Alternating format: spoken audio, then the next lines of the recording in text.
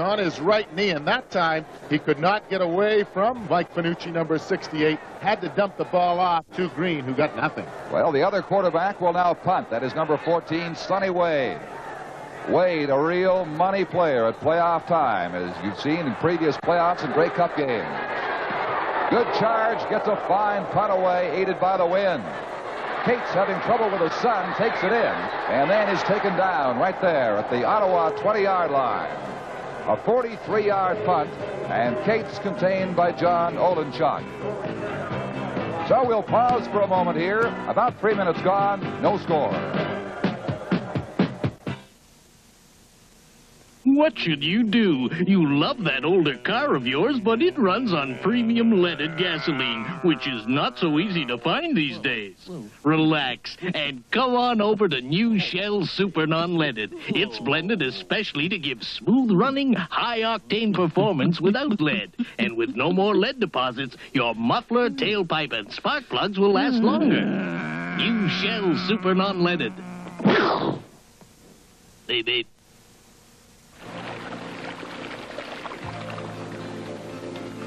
When you're thirsty, when you're really thirsty. Canada Dry Ginger Ale, I'm ready for you. Any thirst, anytime, I'm ready for you. Canada Dry is not too sweet, so it quenches your thirst better. Canada Dry, I was ready for you. Any thirst, anytime, I'm ready for you. Canada Dry Ginger Ale. The Ottawa Rough Riders from the 21-yard line getting set to go in a scoreless Eastern final. The winner to meet the Western champions crowned yesterday, the Edmonton Eskimos.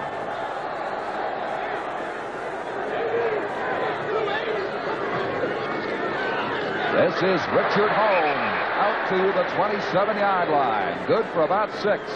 In the grasp of Junior Ayew, number 77.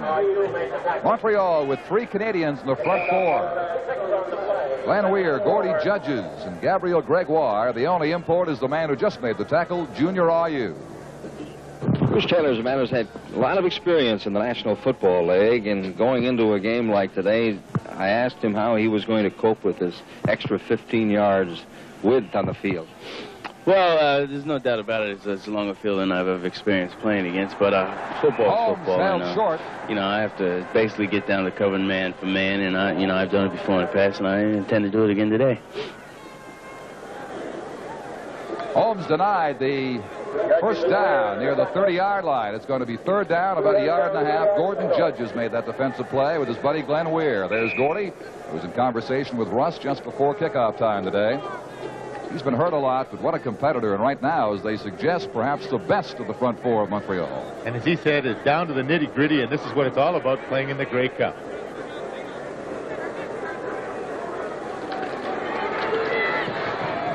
Koenig hands it high. Center field area, charging up. Could be a no-yards infraction. Randy Rhino down the sideline. All the way inside the 25-yard line. Art Green made the stop. An alert play by Rhino, who got the big run back. And we suspect a no-yards call against the Rough Riders. There it is. 32-yard return. Bill Dell, the referee. We have a no-yard, number 76, and it's declined. So they'll waive the infraction and take it right there at the 23-yard line.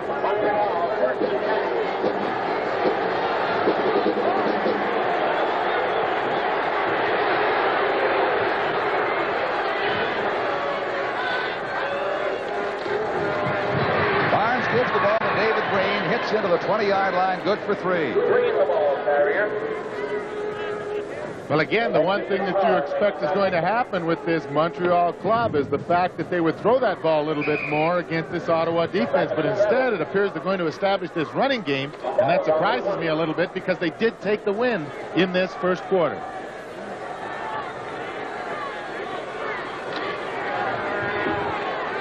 Chuck McMahon, number 33, has brought a play in from Montreal head coach Joe Scannella. 2nd and 7. Barnes for Bob Gaddis. Triple coverage knocked away. Ken Downing was there.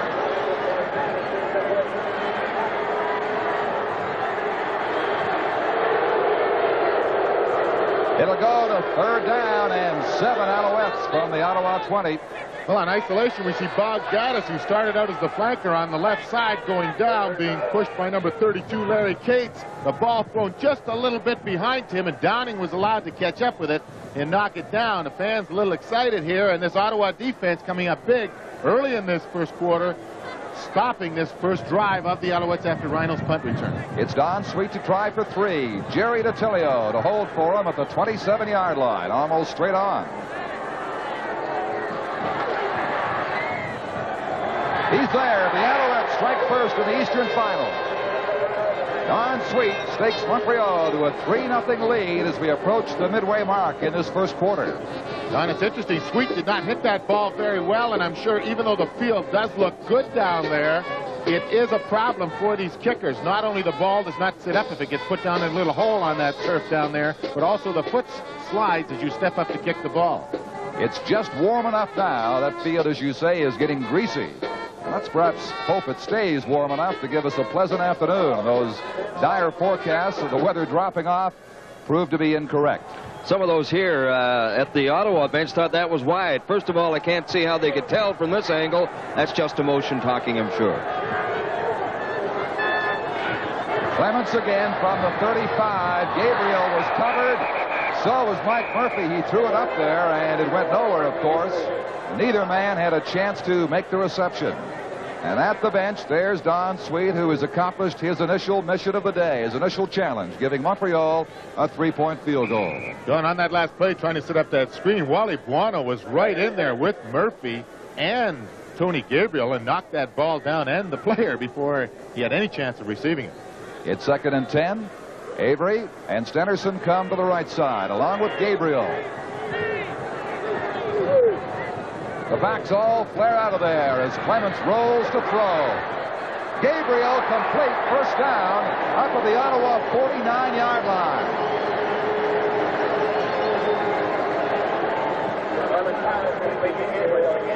While Tom Clements rolling to the right here now, got good protection. Gabriel, number 62, couldn't get outside to make the contain, and this allowed Tony Gabriel plenty of time to get downfield about 10, 12 yards, and as he took that ball, stumbled out of bounds. Liggins and Judges, we see on that last play, Judges pushing Liggins down, but Granny staying with him and keeping him inside when Clements is rolling out. That was Ottawa's first down. They go to Richard Holmes through the middle. He threads his way through for about 4 yards in the area of the 53, met by Junior Ayew. I would think, Don, that one of the problems Granny will have playing offense is to be able to stay in a good stance with his head up in the chest of that on-rushing lineman. In most cases, it'll be Gordon Judges. But that's something just from experience, and Granny not having played there for a few years will face a bit of a problem. But having not played at all for about 6 weeks. That's right, but he told me just as he went back out for this sequence, Don, that he felt pretty good. Everything seemed to be working for him. The fake goes to Richard Holmes. The ball goes out for Clarkson. Reception. First down it'll be at the Montreal 45-yard line. So he beats Vernon Perry to give the Riders another play or series of them here as they're moving now. Midway in the first quarter as the Owls lead 3-0. I've played out of some monsters before, but this one's something else. This monster is the Terex Titan, the world's largest truck. It's the big daddy in the Terex line of off-highway equipment. Equipment used worldwide for mining, logging, and heavy construction. Whether it's playing golf or moving mountains, you need to use the right iron. And baby, that's a lot of iron. Woo! Ottawa with a promising drive. That first down at the Montreal 45-yard line. It is 3-0. Montreal, 6 minutes and 53 seconds remaining in the opening quarter on a beautiful sunny afternoon at Lansdowne Park. He goes back to Richard Holmes after a fake to him. And Holmes thunders down to the 35. Will be close to a first down. Junior Ayew again, the Montreal tackler. There's Here's the story on the rushing record of Richard Holmes in 1978. He does not yet have the first down, as the Alouettes had requested a measurement. He had to be at the 35-yard line. Don, statistically, that doesn't look like a great year for Richard Holmes. They were a little concerned about his performance here, and they were considering putting Art Green back in that running back spot. But certainly after the great year he had last year, anything would be a letdown. He does not have the first down, and it will be a second. Will Clements go for the big one here and wait for third down to try and get it? Clements 4 for 5, 37 yards this afternoon. As expected, Ottawa throwing and Montreal mainly relying on the running game. They did try to catch Gaddis once deep in the end zone, but he was well covered. And Ottawa's wasting quite a bit of time going into this win, this drive.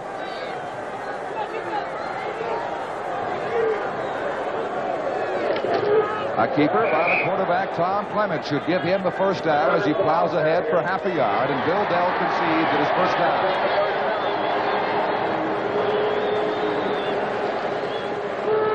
There's Granny.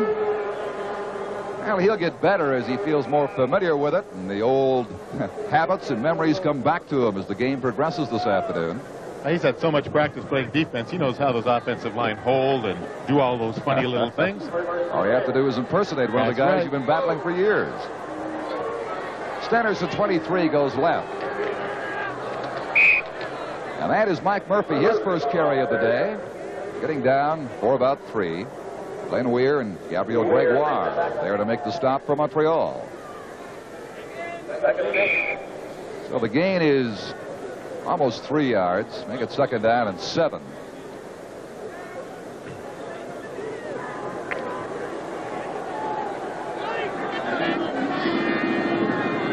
Around the 32-yard line.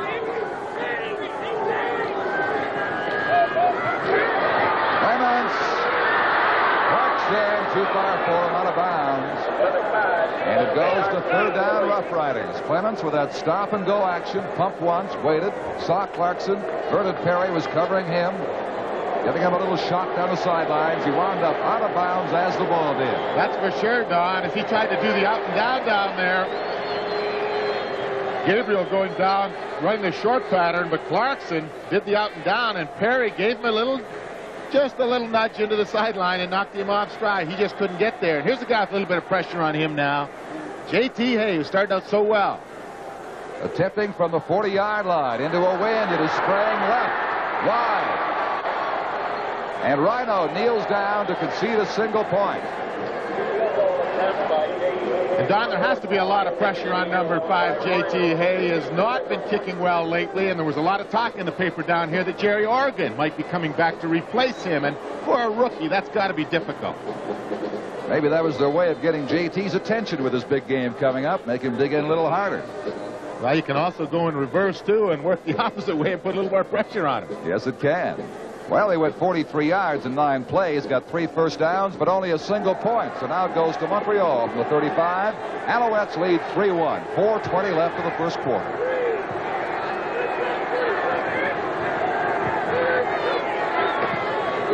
John O'Leary will have a couple. His first carry of the day into about the 37-yard line. Slanting left. Ryan Hedges was there, along with Jim Piaskowski, a defensive end, number 73, as Lamar Leachman, the former defensive coach of Toronto, has words for Wally Buono and Carl Cornell and Tony Proudfoot on the sidelines. Montreal has no first downs in the game that they have earned.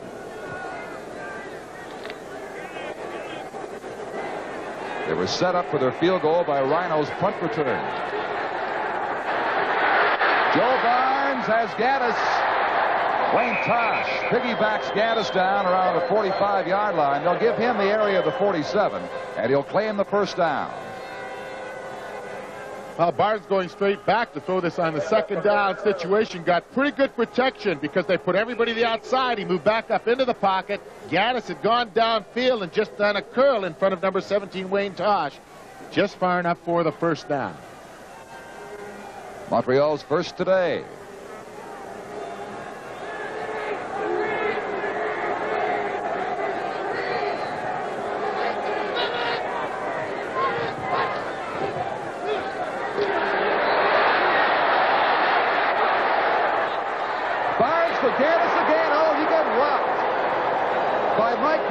but he's got a long gainer on the first down at the 29-yard line of the Ottawa Roughriders, as the Montreal Alouettes have something going here with just under 3 minutes to go in quarter one. We'll be back.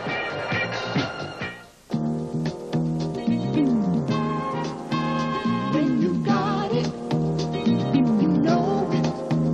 When you got it, you show it. When you got it, you simply say, this is the way it's gonna be. If you think you've got to trade off the kick you used to get out of driving for the comfort of your family, you've got it wrong. Because you can do right by them and still put yourself in a Pontiac, like the 1979 Parisienne, midsize Le Mans, or the compact Phoenix. If you're going to get it right. After all, when it comes to cars, you know who's got it, don't you? Nobody's got it like Pontiac's got it. Nobody's got it like Pontiac's got it. Nobody's got it like Pontiac. You got it, Pontiac. Well, with the score, Montreal 3 and Ottawa 1. Barnes rolled to the outside to his right, just threw the ball over Brune, number 21, and Gaddis made the first down. From the 29, Barnes gets away from pressure. A flag is thrown. Joe Barnes out of bounds near the 22-yard line. But the indication would be holding by Montreal.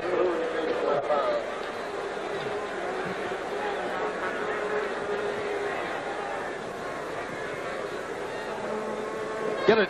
Bill Dow will explain the choices for the Ottawa captain. He does. Here's the call. Holding, number 5-3. That is the center, Doug Smith. And that'll roll them back to the 39-yard line, from where the Alouettes will now be first down repeated, but 20 to go.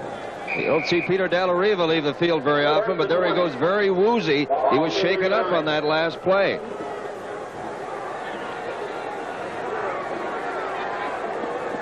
Dallariva out for attention of the Montreal bench. Chuck McMahon in there to replace him. Number 33. Barnes set wide open. Larry Smith, they overthrew him. He got in behind Mike Downs. Had him beaten, but Barnes, with that wind behind him, just threw it too far. Well, I'm sure Barnes is a little upset with himself as Larry Smith had broken into the clear over the middle. I'm not sure it was Larry Nelms who was supposed to be covering back there. It might have been Downing.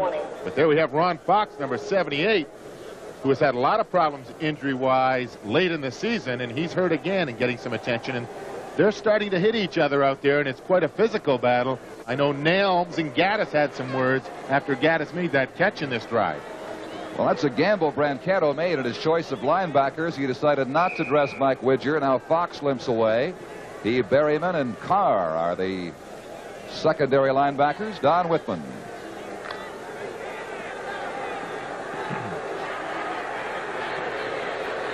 Peter Dallariva at the bench had just taken on some oxygen. This is a supply they have at that Montreal bench. He's going to get back in there. You saw John O'Leary let the ball slip through his hands. The Alouettes are stalled right there at the 39-yard line.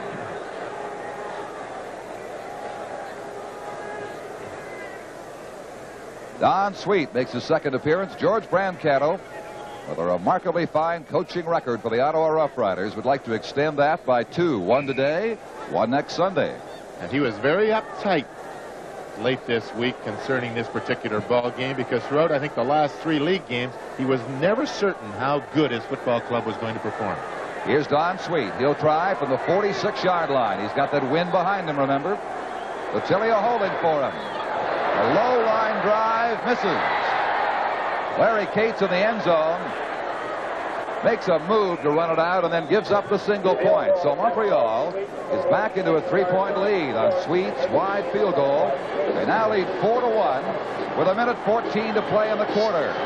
A 36-yard drive with 2 first downs for the Alouettes, culminating in only a single point.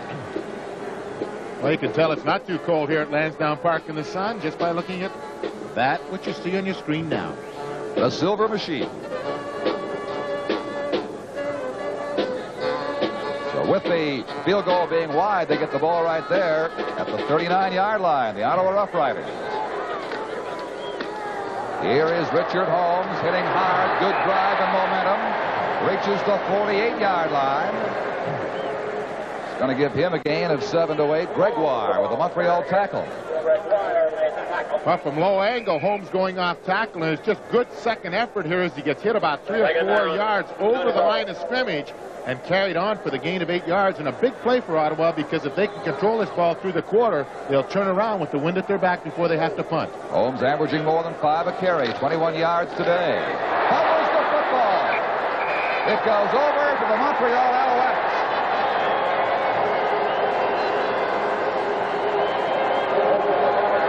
Gabriel Gregoire coming off. There he is, number 62. Makes the fumble recovery and sets up the Alouettes inside the Ottawa 50. Well, we talked how important it was. Refield position changing ends, and now Montreal get the first big break. Holmes coming off tackle behind Granny Liggins. The play seemed to be a little late starting, and Proudfoot made good penetration through there to turn him back to the inside, forcing the fumble. Gabriel Gregoire was right there to jump on it. Montreal from the Ottawa 48. Smith is wide open. Larry Smith cuts to the outside. 15-yard line, taken down at the Ottawa 13. Ken Downing and Mike Nems finally caught up with him on the final play of the opening quarter. And at the end of the first quarter in the Eastern Final from Ottawa, the score is Montreal 4, Ottawa 1. My wife got the house, but I got the Sony. Darn. I thought they were going to give me a Sony. Most people feel very special about Sony Trinitron Color TVs, probably because Sony Trinitron Color TVs are very special. You see, it's not just a TV, it's a Sony. I hope he's not disappointed. I think he was expecting a Sony.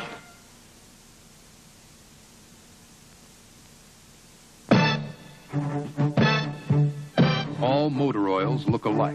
They feel alike. On the surface, you can't tell them apart. How can you tell which one is right for your car? Look here, of course, and here. But also look here. Shell Super Multigrade is designed to meet or exceed your car's warranty requirements. So whether you change it yourself or see your Shell dealer, insist on Shell Super Multigrade from the Mileage Company. It's special. Ah, that looks really nice and cool. It's special. Tastes the best special time. It's refreshing. Special. I can tell you, it's got a Labatt's taste. Yeah. And it's a real Canadian taste. Has it got body? That's it. It's got body. It's special. Tastes the best special time. And yet it has less than 99 calories in a bottle. It's special. Tastes the best special time.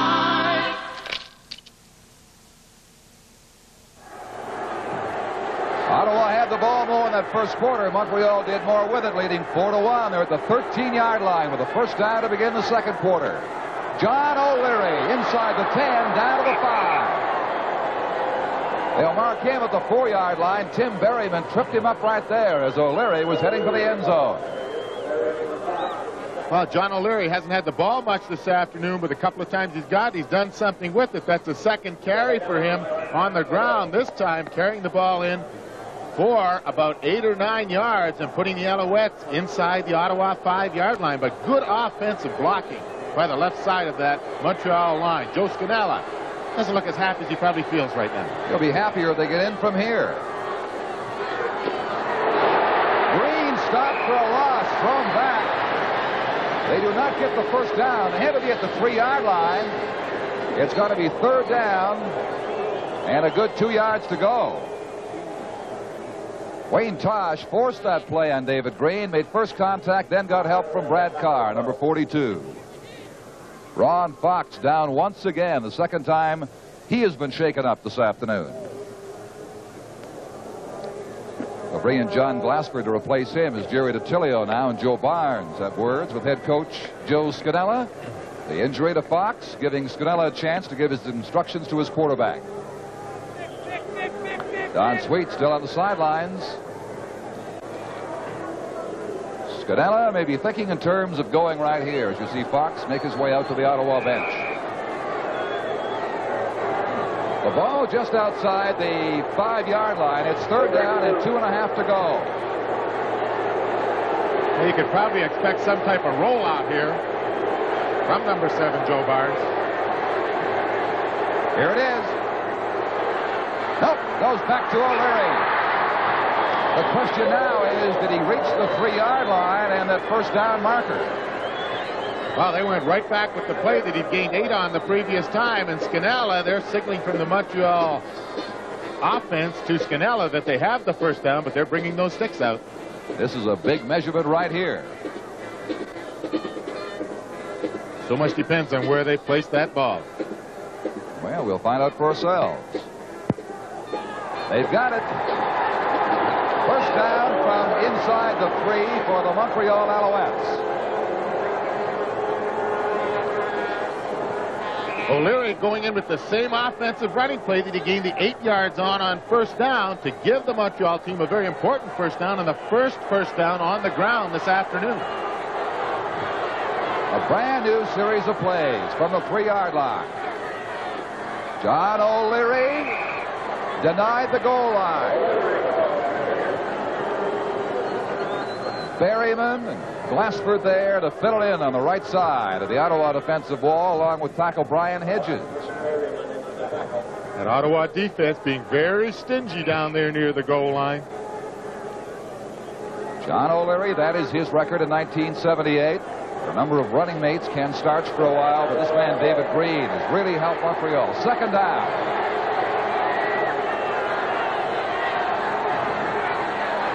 Full house backfield. They stop O'Leary again. I would think the Alouettes might be considering varying the play selection from inside the 5-yard line. That's 4 cracks to John O'Leary. Scannella wants to know how far do we have to go. Well, this is Canadian ball, Joe, and it's going to be 1 yard. 1 yard it is. He's wishing he was still down in Oakland. He's on the 1-inch line. And one more down. Well, I'm surprised they haven't tried to get outside against this Ottawa defense because they're all pinned inside, trying to penetrate. All they can do on the 1-yard line is that. There's 6 play from inside the 13-yard line on this series. Joe Barnes rolling. And we'll get into the touchdown. Capping a 48-yard drive. And finally, Russ coming back with a play you suggested about 6 plays ago. Roll action. Well, I don't know why he didn't do that a little earlier because the way that Ottawa defense is playing, they're just stopping everything inside as we saw by so many of those plays. They tried to run inside. This time, rolling to the outside, he puts all the pressure on the defensive backs and the linebackers, and all you need is just the slightest opening to turn it upfield. Even though Barnes doesn't have the mobility here, he just gets the crease, and Berryman coming from the side can't make the head-on tackle. I mentioned the value of David Green. It was number 26 Green directly in front with the block to give him the room to squeeze into the end zone. Datilio holding for Don Sweet. The point after touchdown is through. And the Montreal Alouettes are into an 11-1 lead over the Ottawa Rough Riders with a good measure of early confidence and momentum here in the Eastern Final from Lansdowne Park. 3:05 gone in quarter 2. We'll be right back, but first, let's pause for just a moment. Hello to you too. Old Boogie Bear is here to play for you. K-Tel presents Nutty Numbers, a crazy collection of 24 of the nuttiest numbers you'll ever hear. And as we walked in through the door, she screamed at what she saw. There was little Peppino doing the cha-cha on the floor. Laugh along with the Purple People Eaters, Speedy Gonzalez, Humphrey the Camel, Mr. Custer, Doggy in the Window, and many more.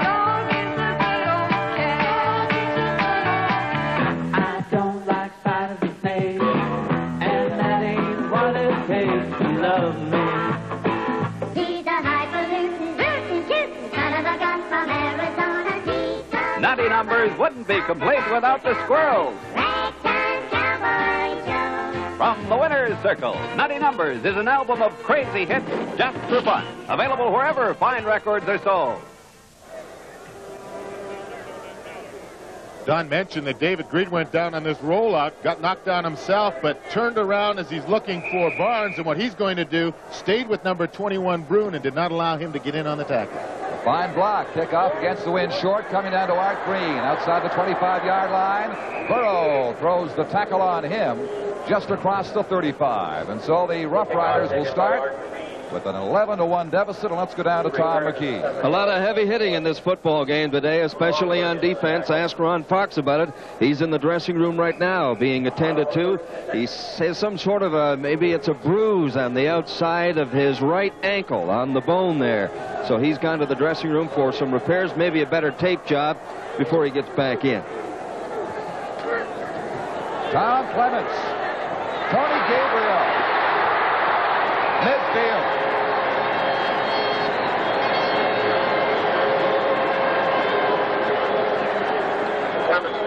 Now Tony Gabriel catching that for 17 yards, getting him up to midfield.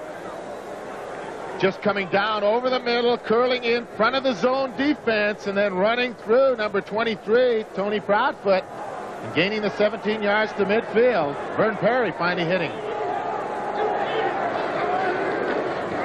Mike Murphy for about 3 at the Montreal 52, taken down by Gordy Judge's number 75, the Alouettes' fine left defensive tackle.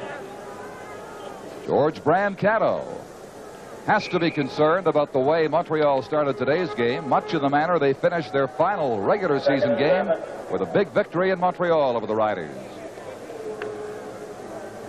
They go to 3 down linemen now as Gordy Judges comes out. John Olenchuk, an extra linebacker's in there, number 41. A flag has been thrown. Olenchuk, who came in, is pretty happy about that sack of Tom Clements, but an official has been hurt.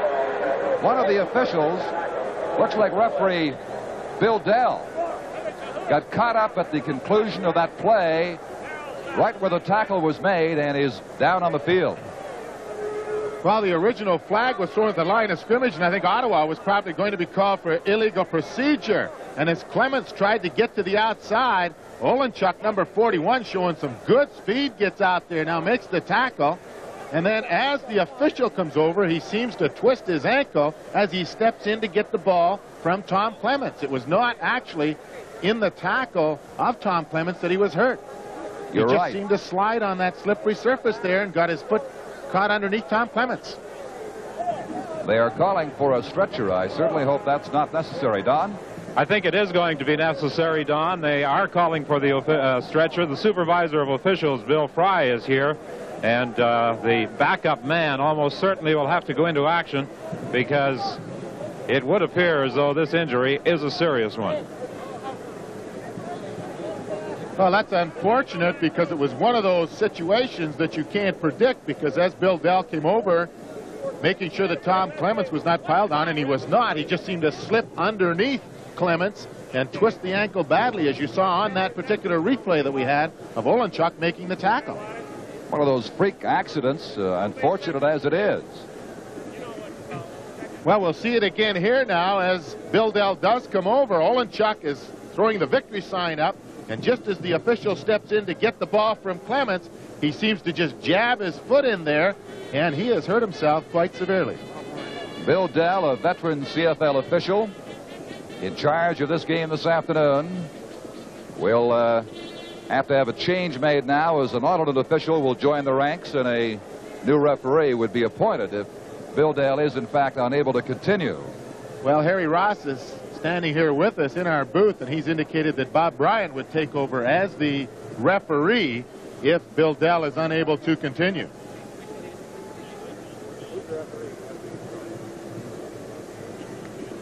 Yes, Bob Bryant has the black referee's cap on already, and he will be in charge of this game.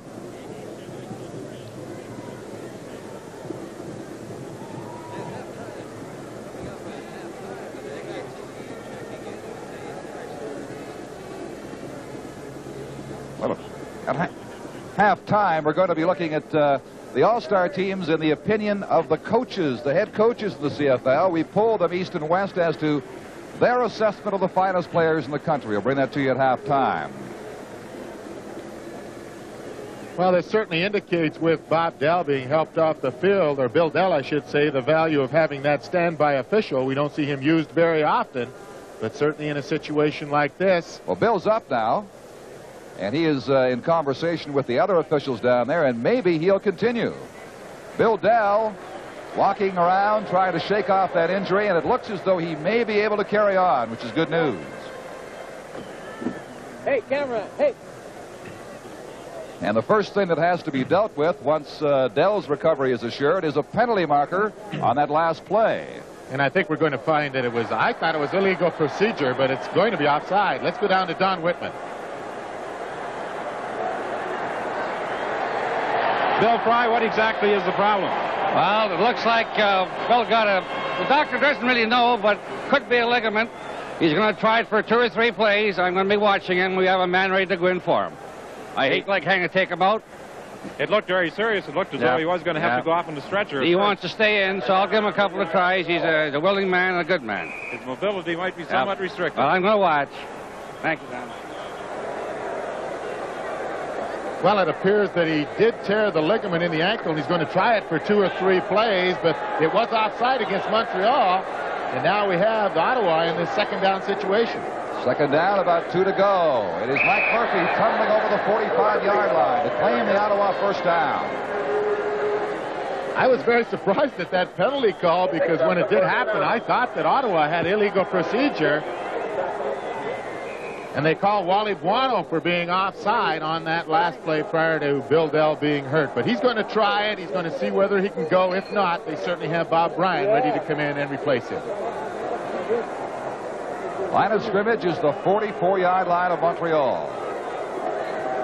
Quick toss to Gabriel. Good catch. Drives. That'll be first down, Rough Riders.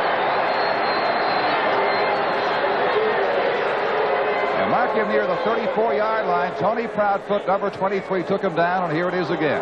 Well, Tom Clements just taking about 2 steps back. Gabriel's lined up to the outside as a split tight end. He just slanted into the middle. In front of Proudfoot, took the pass and ran over top. In isolation, he just takes a step downfield. Clements taking a step back, and there it is for the first down.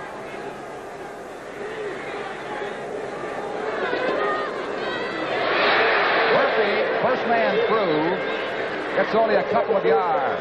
But that's enough to keep this drive going. From the 33-yard line, Wally Buono, number 39, the Montreal tackler. The ball's actually at the 32 as we have 8 minutes and 40 seconds to play in the first half. Ron Fox shaken up twice, trying to walk his injury off at the Ottawa bench.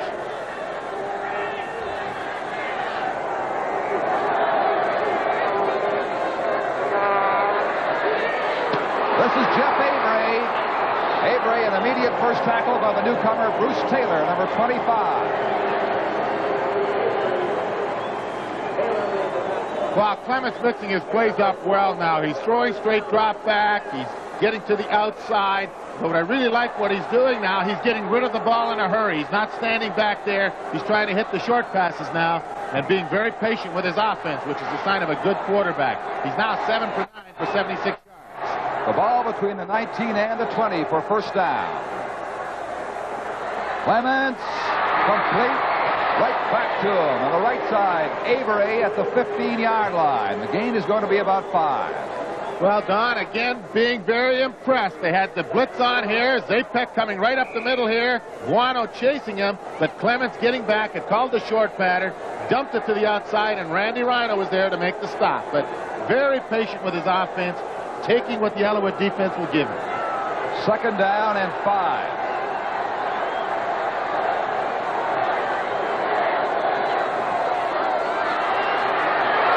Play action out to Richard Holmes. First down at the 5-yard line. They take him down finally at the 3.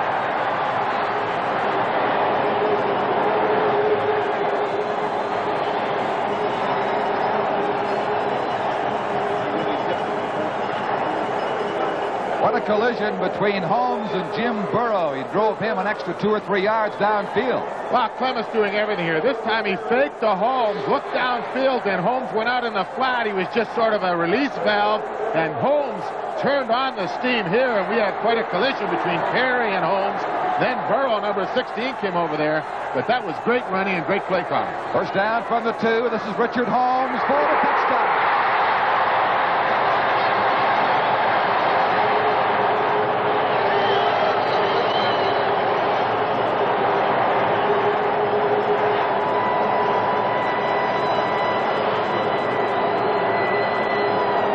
Richard Holmes taking the handoff, and there was no one there. He put his head down as though he was going to run into somebody, but didn't have to, and stumbled over the goal line, actually. No one even touched him, and they're running over Granny Liggins and Jim Coote on that right side, doing a good job. Holmes brings the Riders to within 4, and J.T. Hay will attempt to make it a 3-point difference right now, and he does. 6 minutes and 46 seconds until the half, and it's 11-8. Again, you'll see Holmes going in there. There's quite a hole as he goes through there. They collapse that Montreal defense down, and Tony Gabriel very happy. The largest playoff crowd in Ottawa's history, over 31,000, has come alive. Holmes capping a 72-yard scoring drive, and so it's 11-8 for the Alouettes. We'll be right back after this brief pause.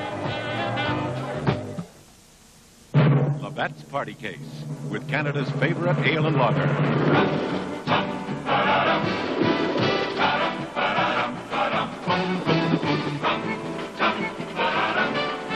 It's 50 and blue all at once. Sing, boom, da-ra-ra.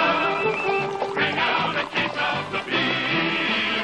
Now's the time to have a party when the gang's all here.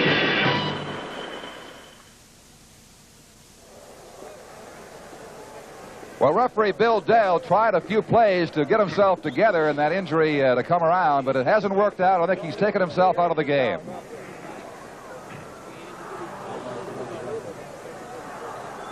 Bill will be going into the dressing room. There he goes now, number 25, and Bob Bryan will take over as the referee of this game.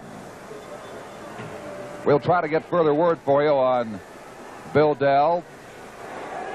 Right now, we're watching J.T. Hay get set to kick off for the Ottawa Rough Riders.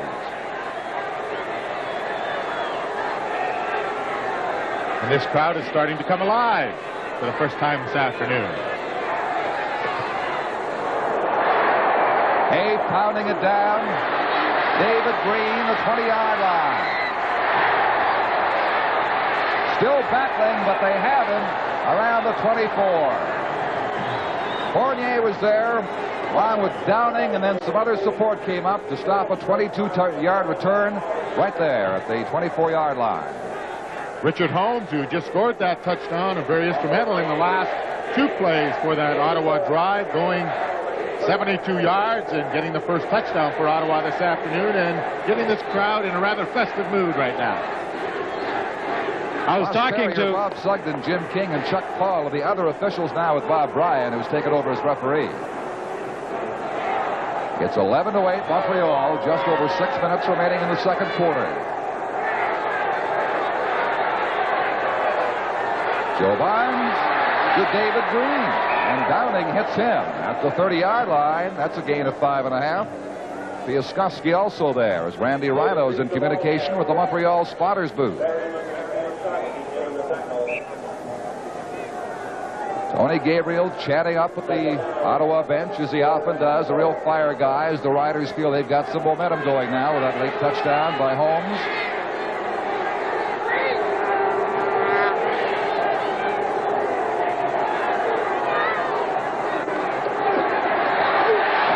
And in trouble.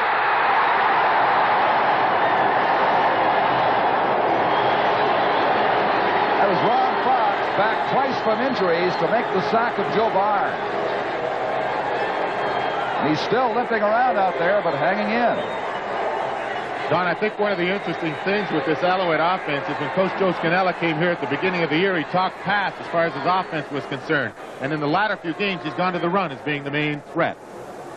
So it'll be Sonny Wade getting set to punt now as the Alouettes are 3rd and 9 from their 25-yard line. Tates and Nelms 10 yards apart.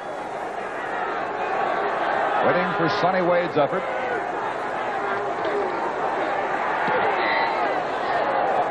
The short man, Cates, center field. And he hits down to the 50-yard line of Montreal. I'd like to remind you that great plays of Grey Cup games the last 8 years make exciting football viewing. CBC's got a 90-minute special called Grey Cup Replay the 70s next Saturday afternoon. Join Tom McKee for Grey Cup Replay next Saturday as part of CBC's complete Grey Cup weekend coverage. And there have been some great plays, Don, over that last 7 or 8 years. Ottawa for the Montreal 50-yard line. Gabriel heading right along with Mike Murphy. Up to Gabriel. Got it. Good catch. Lunging catch by Tony Gabriel near the 43-yard line. Tony Proudfoot contained him. The gain is going to be 7 yards. Well, we've talked so much in the last couple of possessions of the Ottawa Football Club how Clements is making great play selection and being very patient with his offense. Again, it shows here going to Gabriel on the outside, taking the 7-8 yards on first down and putting the Alouette defense in the guessing situation on the second downs. Clarkson left, Avery right. Holmes and Murphy set. Clements to throw. His receiver, one of them got bumped down. Tony Gabriel, the ball went nowhere. Well, I think there was a little miscommunication there in terms of that particular play. Granny Liggins waiting in the huddle there for the punt team to come on. A little communication problem. And we thank you. Liggins doing a pretty good job there on Judges. He gets knocked down, but he does a pretty good job with his legs in getting number 75 to come with him. Well, Granny can still play. He'll play till he's 50. They're going to try a 50-yard field goal by J.T. Hay, and it is going to be well short. Hitting down about the 3-yard line for Rhino in the end zone, and he'll say, take one. They do. It's now 11-9, Montreal over Ottawa, with just over 3 minutes until halftime. On that field goal attempt indicated one thing, and that is that the sun is really a major problem out there. There was a penalty marker thrown, Russ. Sun is always tough here at Lansdowne Park this time of the afternoon. So there was rough play against Montreal.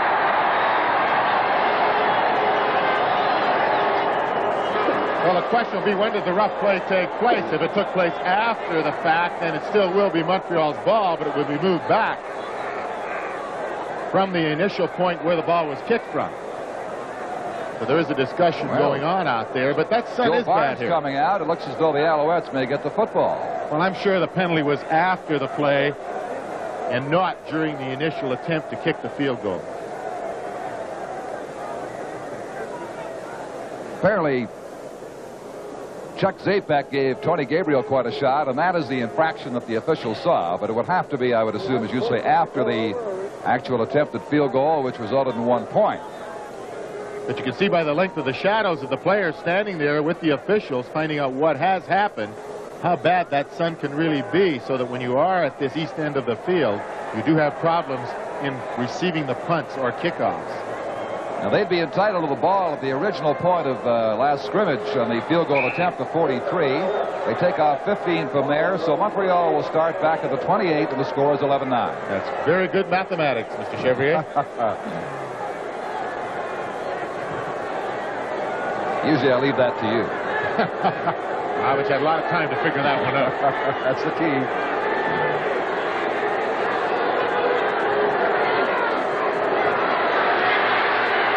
Barnes decides to run with it. And he hits up around the 40 and could have the first down.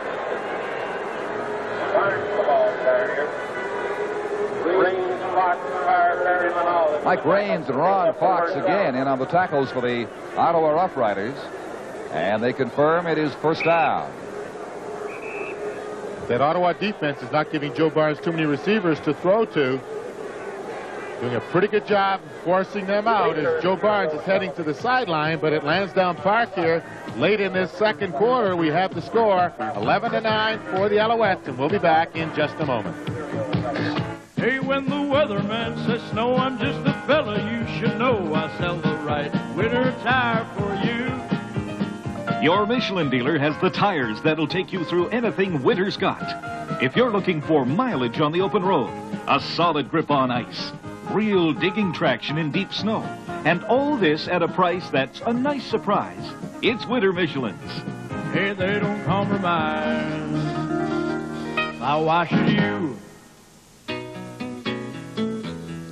Ever get the urge to just let your imagination run wild? Open up your life with a GMC truck. Get out there and really do it. Like a GMC van that you can make into your own private world.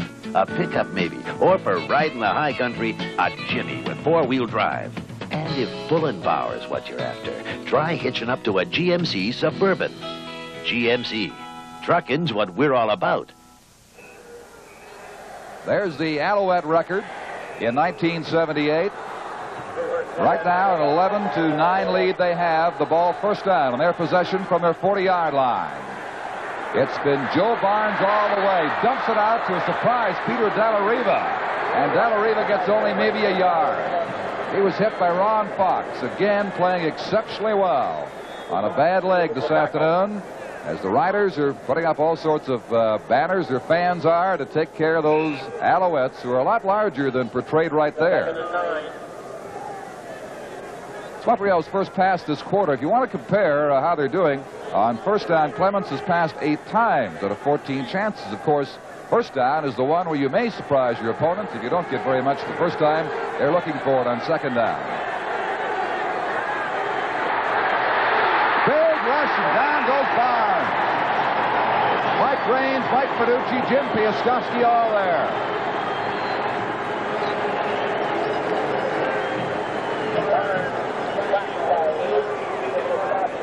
Well, Mike Raines and Mike Panucci playing a few games outside here, with Raines going well to the inside, and Panucci was left all alone coming from the outside with Pat Bonnet, number 50, unable to get over and block. And you can see Pat Bonnet standing there saying, "I'm sorry, Joe, I didn't mean it."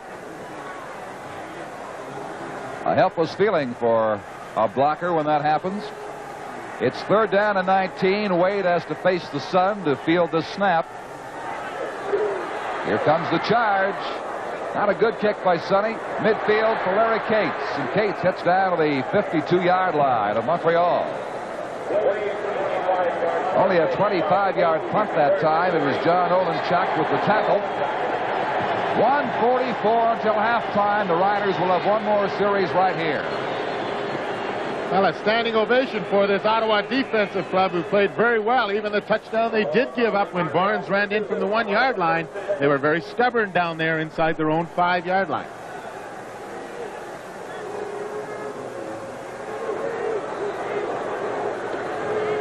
Clements, a quick toss to Peter Stenerson. Zapek is there to hit him around the 43-yard line, along with Tony Proudfoot. And they'll be within about a yard of the first down. A yard and a half. Second down, yard and a half to go. 1:35 left in the first half. 11-9, Montreal over the Rough Riders. Number 79 at the bench, Big Mike Raines.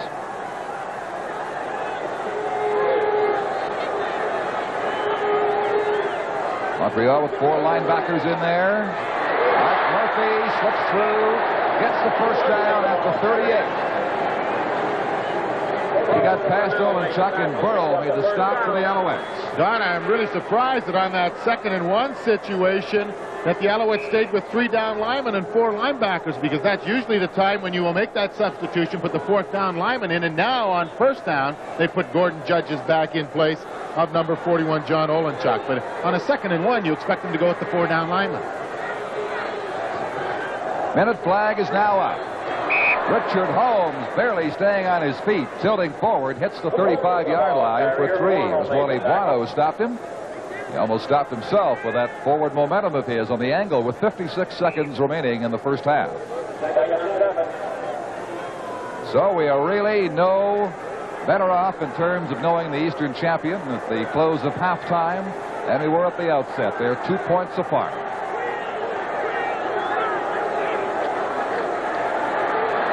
Clements dumps it out the screen to Murphy.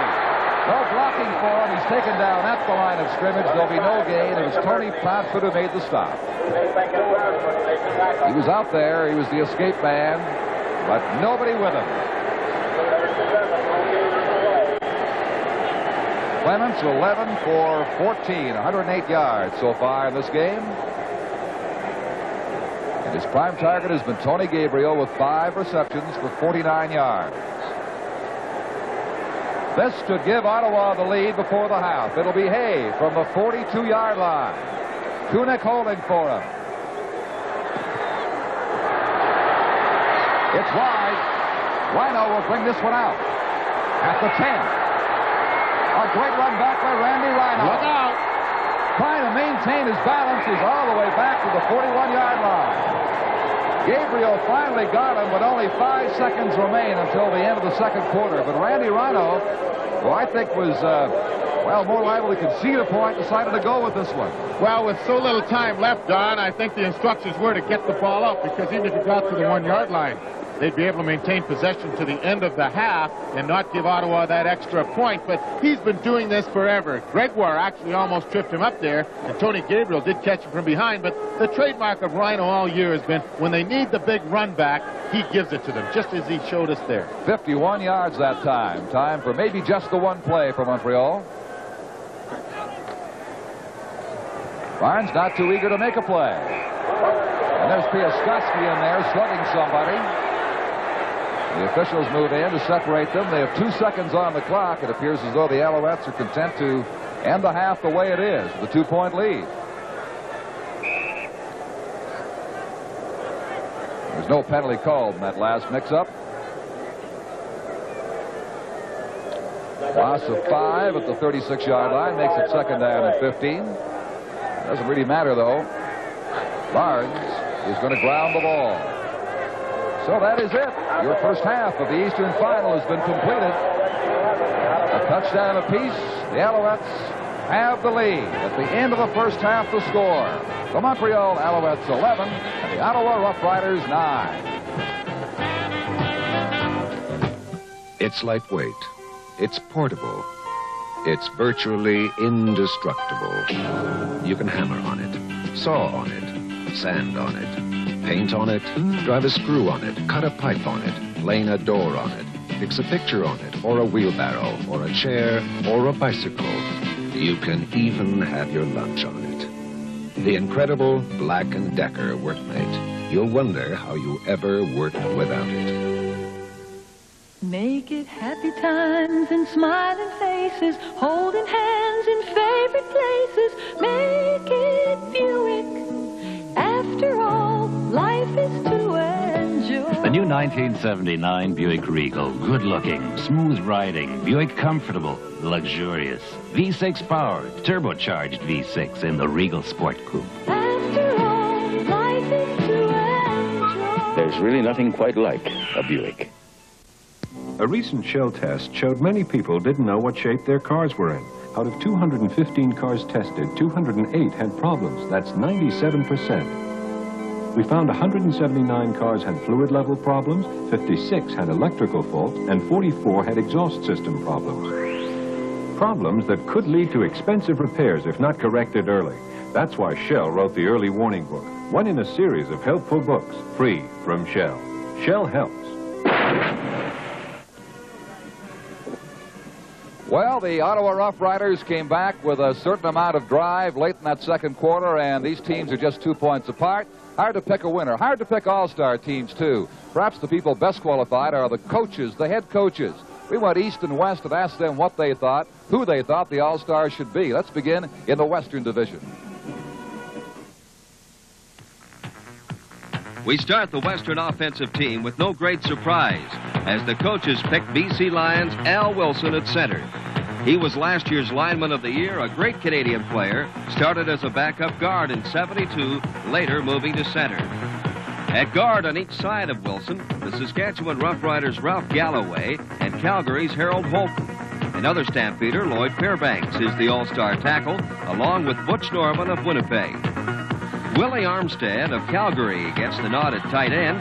He finished the regular season with 9 touchdowns, including the longest in the CFL this season, a pass and run play for 101 yards. Waddell Smith from Edmonton was voted all-star wide receiver. Smith has good speed, 4.65 for the 40 yards. This was his second year with the Eskimos. Patterson of the Blue Bombers makes the coach's all-star team at wingback. Another fine Canadian player, Patterson finished second in the CFL pass receiving department with a total of 69 catches. Again, there are no surprises when it comes to all-star running backs in the Western Conference. James Sykes of Calgary had a great year, rushing for over 1,000 yards on 204 carries, catching an even 50 passes, and was the top non-kicker in scoring in either conference, 15 touchdowns for 90 points.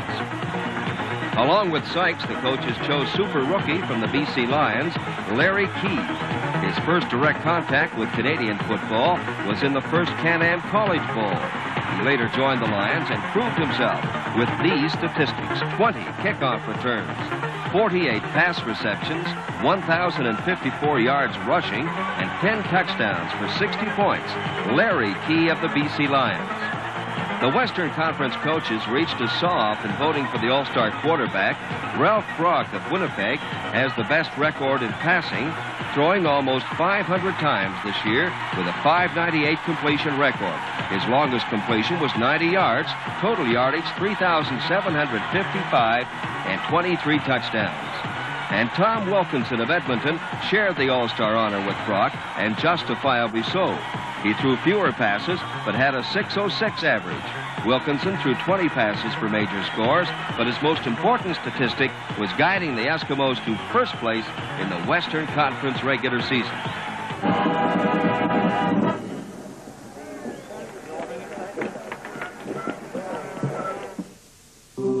In ancient times, people worshipped winged gods, symbols of freedom and strength. But today, every man has wings to fly to Persepolis and other legendary lands of the Middle East, or anywhere else in the world, on a Boeing 747.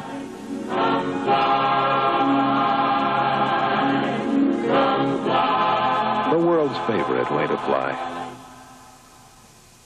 The most important thing about new stereo receivers from Sony, other than their super specifications, is the fact that, like all Sony products, they're designed for people. For example, they have large, easy-to-read tuning dials. The volume and tone controls are precision step attenuators, and together with the switches are logically grouped. There are ample meters and indicators for power, tuning, and signal strength. And as far as quality is concerned, the most important fact of all is they're Sony. In the Eastern Conference, the All-Star center was chosen by the coaches as Henry Waszczuk of Hamilton Tiger Cats.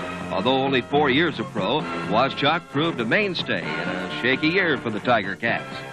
The All-Star guards in the East are Frank Palmarico and Charlie Brandon, both of the Ottawa Rough Riders. Brandon, incidentally, was the unanimous choice. Jim Coode of the Rough Riders was also a unanimous choice. He's joined as All-Star tackle by Dan Yoakum of the Montreal Alouettes. Interesting to note, the Argos were shut out along the front line. Moving to tight end, Tony Gabriel of Ottawa, as expected, got all the votes here. The coaches also named him the most valuable offensive player. Gabriel had another 1,000-yard season, 1,070 to be exact, on 67 receptions. He recorded 11 touchdowns. Hometown favorite Jeff Avery was named on all the coaches' ballots as the East's top split end.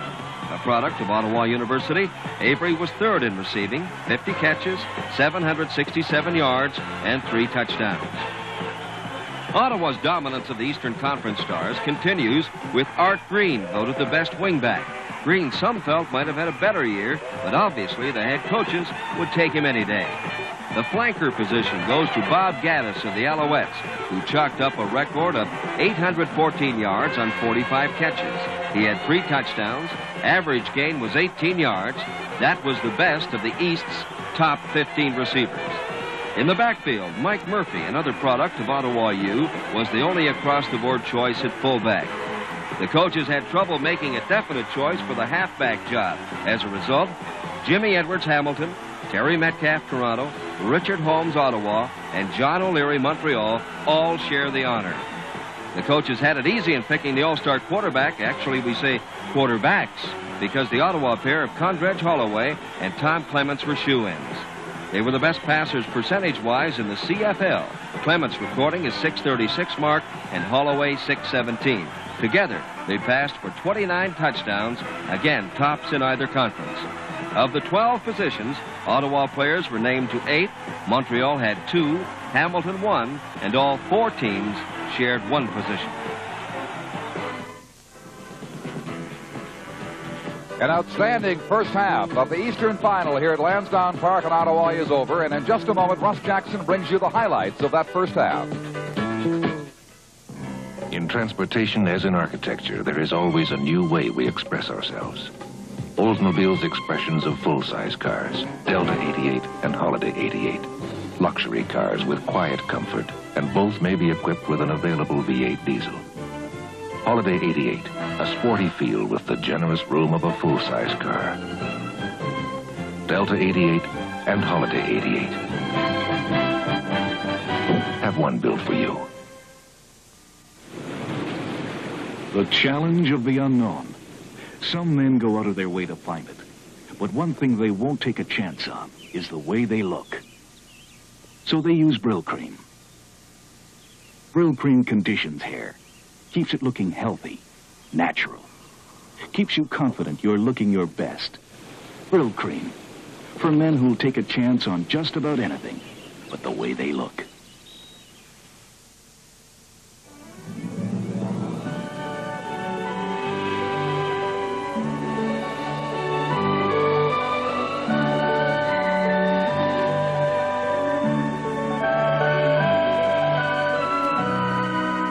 When you're smiling, keep on smiling. Blue smiles along with you.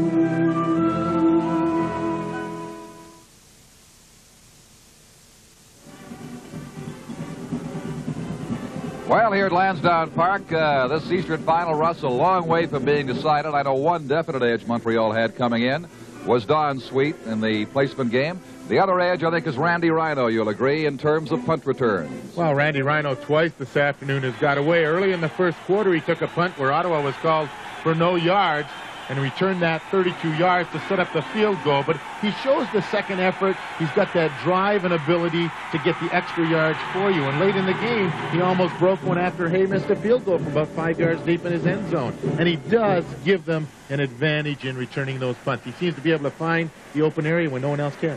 They're deep throughout the Alouettes, this is. Bob Gaddis, of course, and they got to him a couple of times effectively, and he's one the Riders will have to watch in the second half, too. Well, the Ottawa defense got set up in a zone, and Brune had the short zone on this particular play, and Nelms was deep. And getting outside number 78 is always a job, but Bonnet did a pretty good job. And you'll see Gaddis making the catch just behind Brune and in front of Nelms, who put a pretty good hit on him. But what happens is they get caught in that particular zone where if Barnes gets outside, he gets a chance to find the slot in there. Nelms has been pushed deep by another receiver, couldn't get up quite in time to make the hit. You know, a guy who game after game and year after year makes a big play for the Alouettes as a receiver is Larry Smith. They don't go to him very often, but once in a while they'll work on Smith, and boy, he'll come through for you. Well, they tried this play previously in the first quarter, and he was open for a touchdown, and Barnes missed him over the middle. I don't know where the linebackers were there. Fox, who's been having some injury problems, might have had the coverage because he was the closest man to him, and it took Downing to come over and make the hit on him. And this was the last play of the first quarter, and after many more tries from inside the 5-yard line, trying to run over the middle, Barnes on a 3rd-and-1 situation finally sprinted to the outside, turned it upside, and Berriman, number 41, who couldn't get the head-on hit, had to make the tackle from the side, and Barnes fell in. But it was the catch by Smith, who they go to sometimes when they're in trouble, that made the big play for them late in that first quarter. Russ, that was the test, I think, for Ottawa right there. They'd fallen behind 11-1, and they had to come up with something, and they did. Got a good drive together. Richard Holmes capped it by scoring Ottawa's touchdown. Well, I think the patience of Tom Clement showed here because he'd thrown the ball on first down many times. They're on the 3-yard line. Holmes had just caught a pass to get them there with second effort to make the first down and carried in behind Granny Liggins. And Art Green got a real good block as well on that play. But the patience, I think, was really important. All right, a good first half. We'll be right back with the second half for you in just a moment.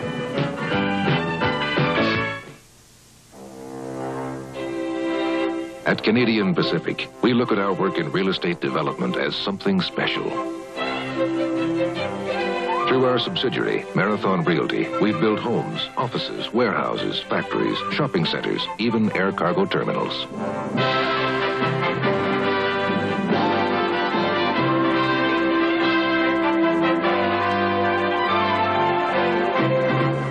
But at Canadian Pacific, we know everything we build has to be used by people to live, to work, to shop, to enjoy themselves. And when you look at real estate this way,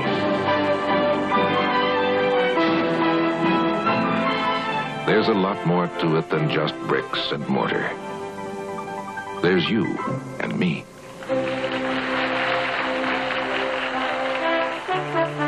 At Canadian Pacific, we believe what we do is important to you.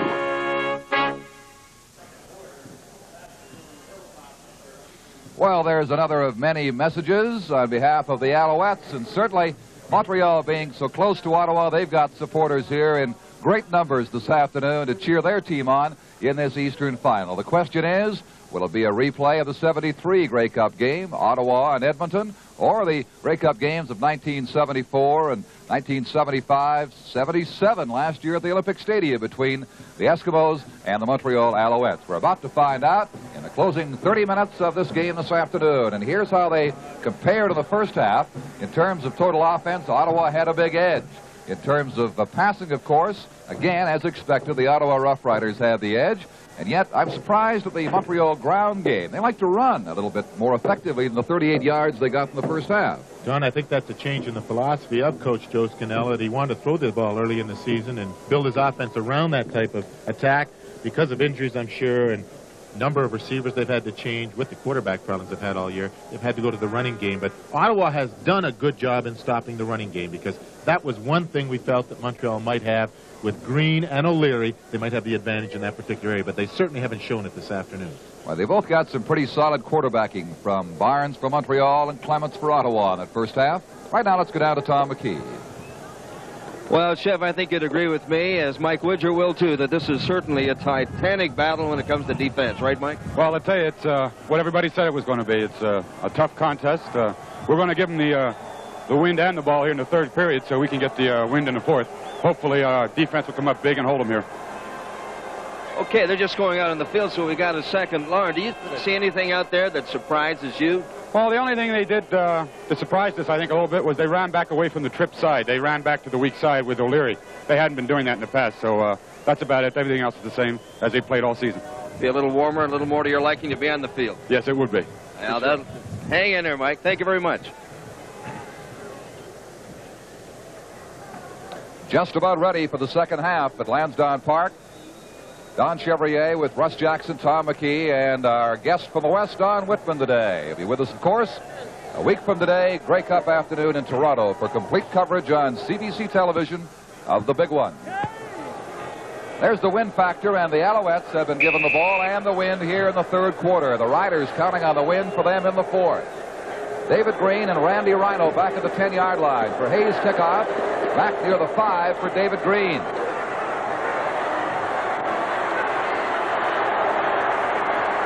Green shopping for room, can't find much. He takes it up near the 23-yard line.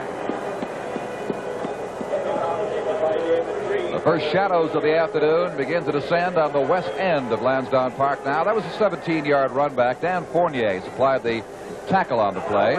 And it's going to be first down from near the 24-yard line for Montreal. Don, I'll be interested to see if Montreal changes their strategy a little bit. They have not had that much offense, and they have not been throwing the ball on first downs. And will Coach Joe Scannella be happy to think his defense can win the game for him and just let the offense continue to do as they did in the first half? As you see, a high completion percentage for both quarterbacks today. This is Joe Barnes to David Green. And Green got tracked down by big number 68, Mike Finucci.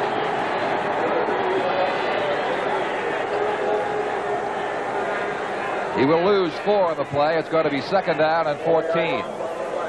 The attendance here has been announced at just under 32,000, 31,000.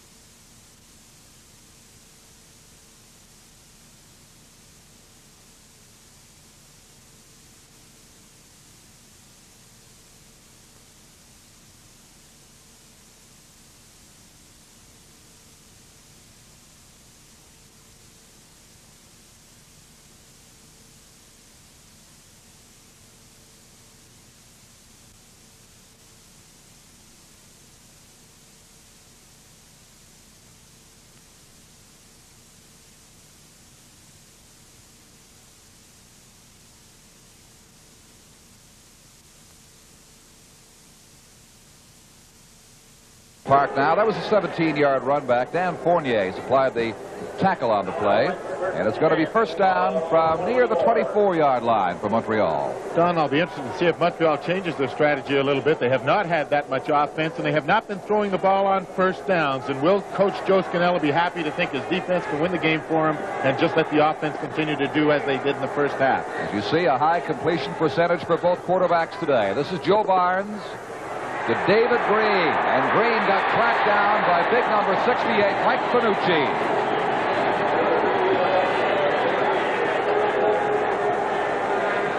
He will lose 4 on the play. It's going to be second down and 14. The attendance here has been announced at just under 32,000, 31,960, as we say the largest crowd ever to attend a playoff game in the stadium. Well, if we add the two football teams, we've got over 32,000. Not to mention the press box, which is bulging this afternoon. That's right. At the seams. One throw. Too far for John O'Leary. Flaring out of the backfield with good speed, but even he couldn't catch up with that wind-assisted throw by Joe Barnes. And it's almost that time, folks. I didn't know that Santa was a Rough Rider fan. I was just going to say, he's not unbiased at all. I wonder what he's going to pull out of his pocket. It's a candy cane.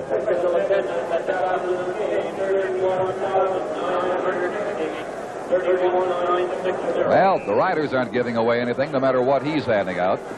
11-9 is the score for the Alouettes. We are just into the third quarter, and now, bear in mind, these punt returners must look up into the sun. Cates, in particular, back at the 45-yard line, shielding his eyes for this punt from Sonny Way.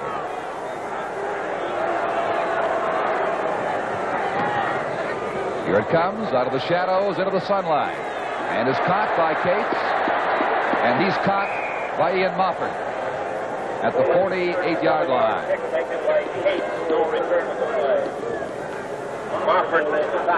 Our congratulations go out to the players, the executive of the Edmonton Eskimos for their Western Conference Championship win yesterday. And our congratulations to Jack Goda and the Calgary Stampeders for a tremendous finish to the season for them. And seeing Coach Jack Goda after the game, how emotional he was and almost breaking down crying, you just know how he had his team ready for that game yesterday. And you know they'll be back in 1979. Here is Mike Murphy, slanting left, getting about 5. Mike Murphy, the ball carrier. Weir in the tackle. It's Glenn Weir, number 64, supplying the stop that time. It's going to be second down and about 6. That was a 4-yard gain. Well, Sonny Wade warming up the Alouette bench, and we might see him later in this half, although he might just be keeping loose because it is rather cold down there as that sun starts to go down, and he never knows when he'll be called on to possibly play. Avery on the right side with Gabriel, Clarkson left. Now Steverson moves right. Second down play, Clemens way back, over the middle, wide open is Richard Holmes. First down, Rough Riders.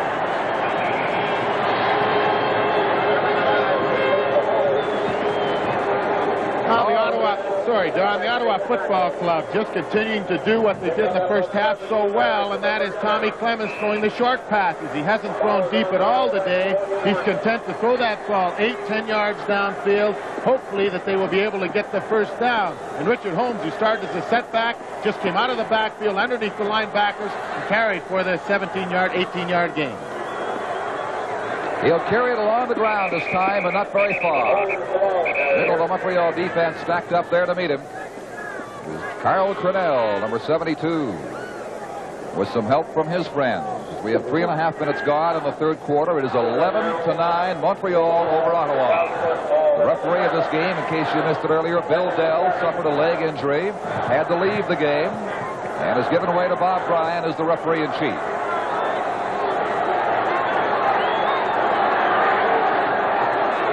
Second down, 7.5. Clements, a super extension of Tony Gabriel. Even that was insufficient to bring that ball in. It's going to be third down now.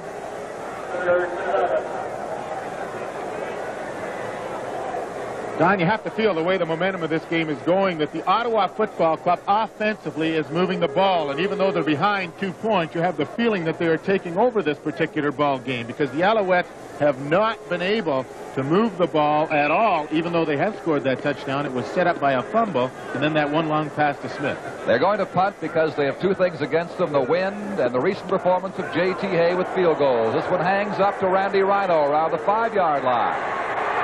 Rhino is contained early. When you contain him, you've done something.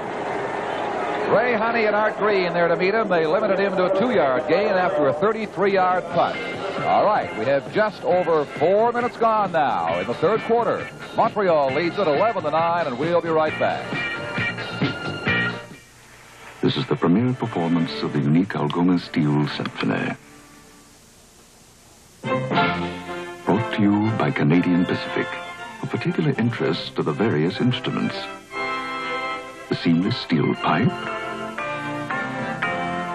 light rails and heavy rails, ingots, blooms, billets and slabs, forged grinding balls, the light flange beam, hot or cold roll sheet, and strip steel, and the ever-popular plate steel.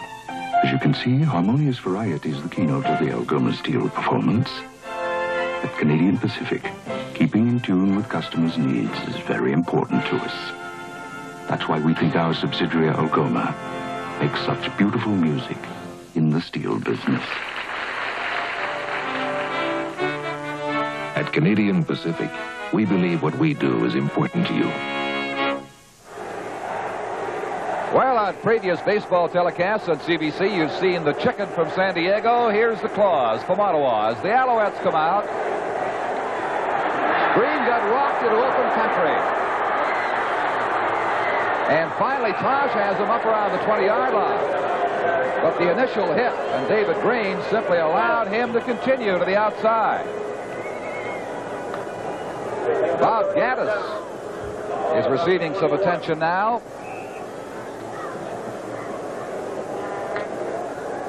We might see who made first contact with him. Bouncing to the outside here, he turns it upfield, and it's actually Downing who misses the tackle here. He thinks he's got him all lined up. He doesn't quite make the tackle. He stumbles along, and even though he's been knocked off stride, he hits Tosh pretty well. And there's John O'Leary being contained by number 41, Tim Berryman, the middle linebacker for the Ottawa Rough Riders. The ball near the 30-yard line, or the 25-yard line, where it's going to be 2nd down and 6 now after a 4-yard gain. Those yard markers becoming a little more visible than they were certainly in the first half when they were completely wiped out by the sun.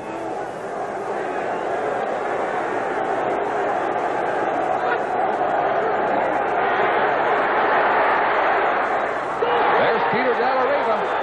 Ron Fox puts the tackle on him at the 42, but not in time to prevent a Montreal first down. The gain was 17 yards.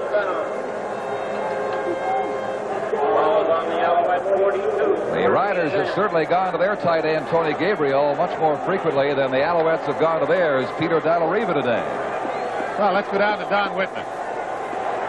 Gaddis injured his shoulder in throwing that block for Green coming around the corner. It was just a bruise, nothing much more serious. He's back in there. Well, Downing has O'Leary up at the 50-yard line. That's going to be a gain of 8.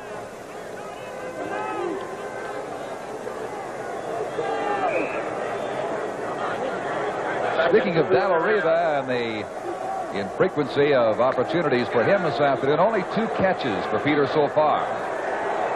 Gabriel has caught 5. Joe Scannella now with a 2-point lead, hoping his team can maintain this drive on 2nd down and 2. And they will, as John O'Leary claims the first down.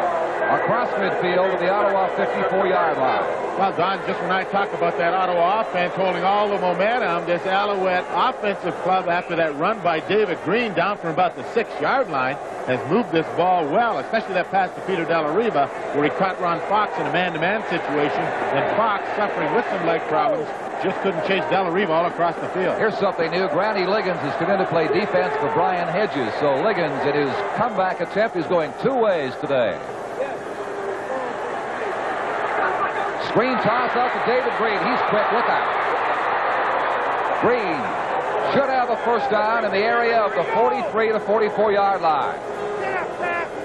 Jim Piaskowski made the containment for the Ottawa Rough Riders. There's considerable pressure on the Ottawa defense to stop the Owls now, and on the Montreal offense to score in this quarter while they have the win, because if it maintains its current velocity, it'll be a big bonus for Ottawa in the fourth quarter.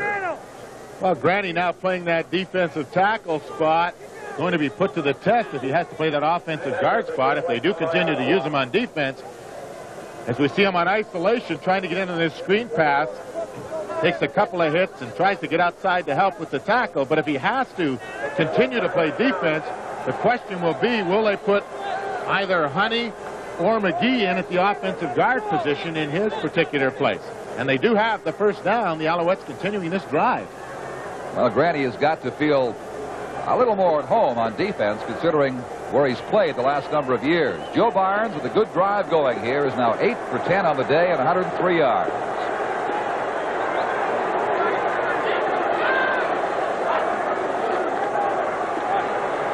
John O'Leary slithering through to about the 37-yard line, leaving him 3 shy of the first down. A good variety, good selection of plays being executed by Joe Barnes at this stage, which is the midway point in the third quarter. And there's your score. We'll be right back to the nation's capital in just a moment. At one time, Canadian Pacific was primarily owned outside this country, in Britain, in the United States, and in a few other countries. In those days, Canadians were low man on the totem pole. But today, that's all changed. Today, over 70% of Canadian Pacific is owned by Canadians. And that certainly looks much better to us. At Canadian Pacific, we believe what we are is important to you. Well, the theme of the Grey Cup Parade is Travel Canada, and it'll be on CBC television with Jenny Meldrum, Ted Reynolds, and the King, Al Waxman, from Toronto on CBC television next Saturday afternoon. A big Grey Cup weekend coming up for you right here. David Green again. Put down hard as he reached the 30-yard line by Ken Downing. A super hit Downing threw on him, but it did not prevent the Montreal first down. Well, in the ninth play in this drive from the 8-yard line, David Green runs off tackle, and that Montreal offensive line is opening big gaping holes in that Ottawa defense. They seem to have the defense off balance, and we have Brian Hedges, number 53, coming back in to replace Granny Liggins, who came in to play that defensive tackle spot for a few plays, but that wasn't the answer with this Alouette team just continuing this drive. There's Granny. Montreal looking more effective along the ground right now than they have all afternoon.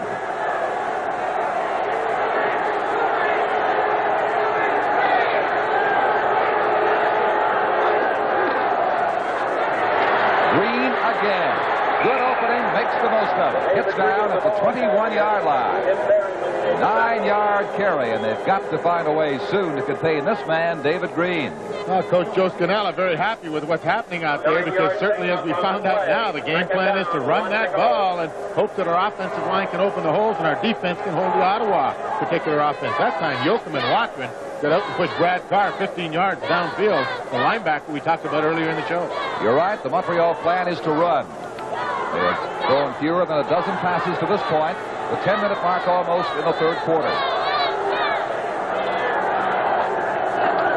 Along the ground again. Green, well, they had him by one leg, and he needs 2 to run. They finally stopped him as it appeared he might get away back at the 26-yard line. It was Jim Piaskowski there with the first hit, and he'll lose about 6 yards in that play. Well, the same play coming over this left side of the Alouette offense behind Dan Yoakum and Ray Watman. Green just unable to get the ball in time to make the break here as he comes off tackle. The penetration by Piaskowski piles it up there, and Carr is there to help. But Piaskowski did a good job in penetrating to make sure Green had no place to go. Here is Don Sweet. He'll try for 3 from 33. Larry Cates, the lone defender in the end zone for the Rough Riders. This could give Montreal a lead of 5. And that is the situation as Don Sweet comes through. Montreal with a 14-point lead over the Ottawa Rough Riders. We have just under 5 minutes, 4 minutes and 54 seconds remaining in the third quarter. But, Don, one of the big things that's happened in that last drive, it's proven to the Montreal Alouette offense that they can move the ball because they had not been able to do that in the first half with any consistency. And that drive from their 8-yard line to the Ottawa 33 has to give them a psychological lift. They went 76 yards on it and only threw twice out of 11 plays. Sideline to Jeff Avery, and that'll give the Rough Riders their first down at the 50-yard line of Ottawa. Taylor and Burrow forcing Jeff Avery out after a gain of 15 yards. You have to know that both of these offenses respect their defenses of the other club because they have not tested them deep too much. They've just taken what the defense will give them, and I think that's a credit to both coaching staffs and the quarterbacks to be able to stay with a game plan like that.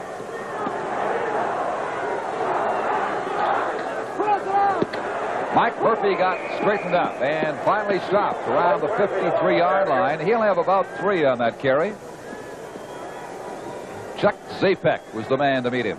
Bob Ovilovich, an assistant coach with this Ottawa Football Club, talking to the defensive backs out there, wondering what's happening. Are we not getting up there to help that linebackers and defensive line in all that running game? What are they doing out there to have us sitting back on our heels?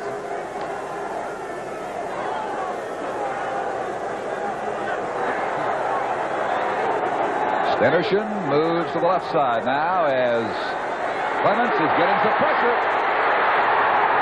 Junior Ayu came in there to close it off, and he got some support from Gabriel Gregoire, the other defensive end. And Clements is in the sack, back at the 44-yard line. The Riders are 3rd down and 16 after a loss of 9. Well, that doesn't happen too often that you sack Clements this afternoon because he's throwing that ball in a hurry. That time they got to him, and he's lucky to hang on to that ball. That's the second sack from the end zone. You can play as a defensive lineman. Are you getting in there, putting the initial pressure, then Gregoire and Judges, but he's lucky to hang on to the ball. Here is Kunig's punt against the wind, not deep, takes a bad bounce in front of Randy Rhino. And they wrap him up right there. That is twice in a row now. The Ottawa specialty team, led by Dan Fournier, has contained the dangerous Randy Rhino on a punt return attempt. 34 yards, the length of that kick. We have just over 3 minutes, 3:13 remaining here in the third quarter. As the shadows descend with more consistency across the playing field at Lansdowne Park, and as that sun sinks lower, so does the temperature.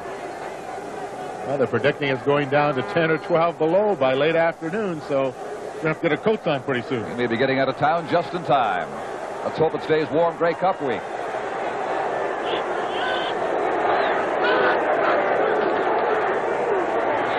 David Green. Piaskowski held him at the 25-yard line, a loss of 8. Brad Carr pursuing Piaskowski there, and it's going to be 2nd down and 18. Here's where the defensive teams make some big plays. You saw one right there late in this ball game. 2:46 remaining in the third quarter. Don't go away. We'll be back. At Canadian Pacific, we often think of ourselves as having 2 important activities. One, like this, is carrying things. The other activity is producing essential basic resources, like forest products. We carry people and produce steel. We carry things abroad. And produce minerals at home and abroad. We help carry information from one end of the country to the other. And produce energy resources like petroleum and coal. When we've carried people somewhere, we cater to their needs in our hotels. We also produce places for people to live and work and shop. So you see, we have 2 important activities: carrying people, things, and information, and producing basic resources. When you put them both together, you have what Canadian Pacific is all about. At Canadian Pacific, we believe what we do is important to you. Oh, with that first down play, Jim Piaskowski, number 73, just broke the block and went in along with Brad Carr and hit Green for about an 8-yard loss and makes it 2nd and 18 for this Alouette club. From the 25-yard line, they're on. Joe Barnes is down. The ball did come loose, but Montreal has recovered it. Barnes looked to have some time, and all of a sudden, the Riders were on him. Doug Smith recovered the loose ball. Well, Joe Barnes initially gets pretty good protection here. A little fake inside to Green, but just as he steps up in the pocket and is about to deliver that ball, number 68, Mike Panucci, came in from his blind side, knocked the ball loose, and as you say, Don, Doug Smith, number 53, was the one who came up with that ball, fortunately for the Alouettes. And we have an Ottawa player down on the ground as the training staff is out there. Tim Berriman, the middle linebacker, is hurt, which means that John Glassford will have to come in, and either Glassford or Brad Carr will move into the middle for this Ottawa defense. Russ, I think he has a muscle spasm in his right leg. It looks to be that. Same thing that Fox has had from time to time. Thanks, Tom. 2:27 left in this third quarter. As the Ottawa trainer continues to minister aid to Tim Berriman, he's rubbing a calf muscle just to loosen up some cramp that might have taken him down. Well, we have a second here. We'd like to pass along word from our friend Saul Smirlik in Hamilton, the annual B'nai B'rith dinner, the 28th annual, coming up January 22nd. Arkansas coach Lou Holtz will be there. Lou Piniella of the Yankees. George Blanda, played so many years in the NFL. Diane Jones-Kanahowski. And the skipper of the Evergreen, Don Green, will also be in attendance. That's in January. Sonny Wade. Good charge on him from Carr. He almost got there. Good kick with the wind to Larry Cates. And that's all for Cates right there at the 43-yard line of the Rough Riders. A 48-yard punt under, as you saw, a tremendous amount of pressure by Sonny Wade. 2:09 to play in the quarter. It's 14-9 Montreal. Well, we're starting to get down to that nitty-gritty time, Don, when a big play by either team could make the difference. And a big weekend coming up next week. CBC will have the Grey Cup Parade for you Saturday afternoon. 90-minute special Grey Cup replay of the 70s. Sunday, our pregame coverage live, then the Grey Cup game. See it all right here on CBC.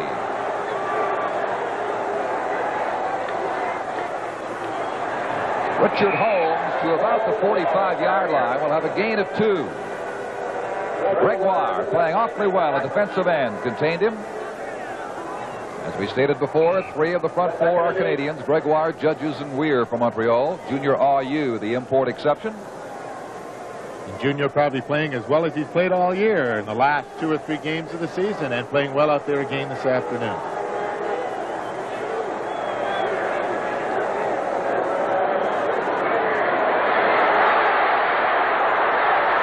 Just got clipped by Junior Ayu, and that was enough to lose his balance at the 43-yard line, the line of scrimmage. The 42, he lost one. Well, what was really important with that defense, Berriman running around behind the bench there, was that all 3 of the defensive linemen, Glenn Weir sitting back for the screen situation, put pressure on Tom Clements. They all should get credit for part of the sack, although it was Ayu who tripped him up. 3rd and 11. Kunick will punt into the wind, perhaps for the last time in this game, because Ottawa will have the wind in the 4th quarter a minute from now. Rhino, if he gets outside, look out. Now a good hit stopped him. Richard Holmes, number 28. Good tackle to limit Rhino to a 7-yard return. Well, Randy Rhino just getting to the outside. It looks like he's all covered there. But Honey, number 51, didn't put the clamps on him, and he broke to the outside, and Richard Holmes finally got him. Minute flag up with 42 seconds. The clock moving down now. Montreal, first down. Their 43-yard line. They lead 14-9 late in this 3rd quarter.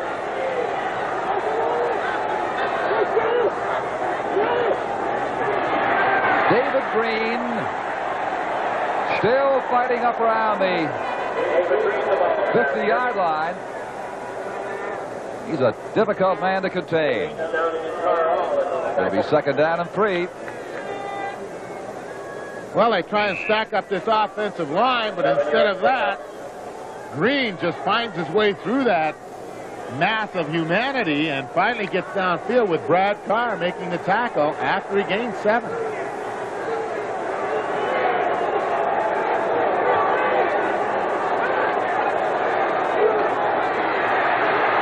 David Green again. 1st down, Montreal at midfield. But when they continue, it'll be the 4th quarter as the gun sounds. And at the end of the 3rd quarter, the score is the Montreal Alouettes 14, the Ottawa Rough Riders 9.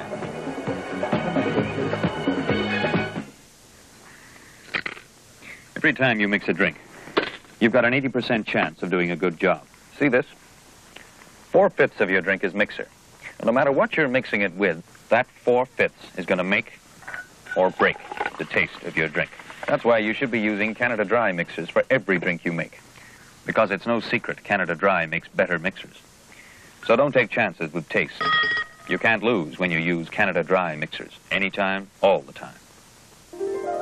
Sam, what makes the new Chevrolet so right? You must remember this. Back in '76, Chevy knew just why.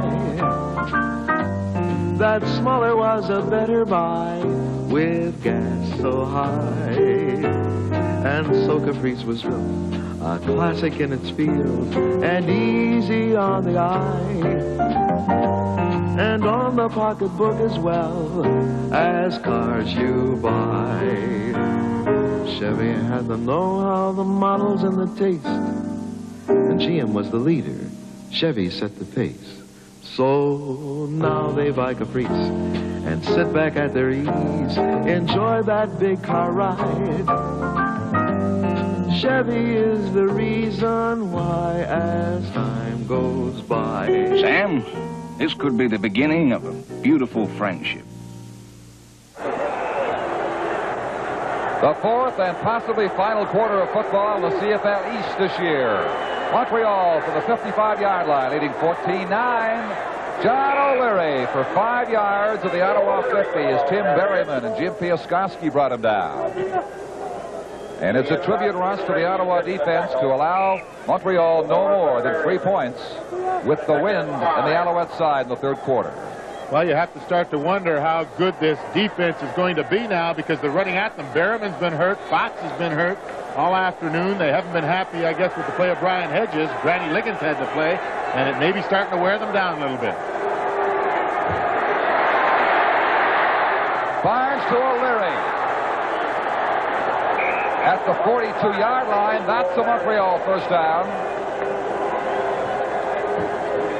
Well, this Montreal offense is starting to nickel and dime this Ottawa defense to death. Nothing sensational, nothing big, but they're maintaining possession of this ball. We have another injured player, this time an Alouette player, down on the ground. It could be John O'Leary. It is. Number 30, John O'Leary, who has just made that 1st down on the screen pass from Joe Barnes. But as I was saying, Don, it's a nickel and dime type of game, but it's an exciting ball game, especially the way the defenses have rose to the occasion.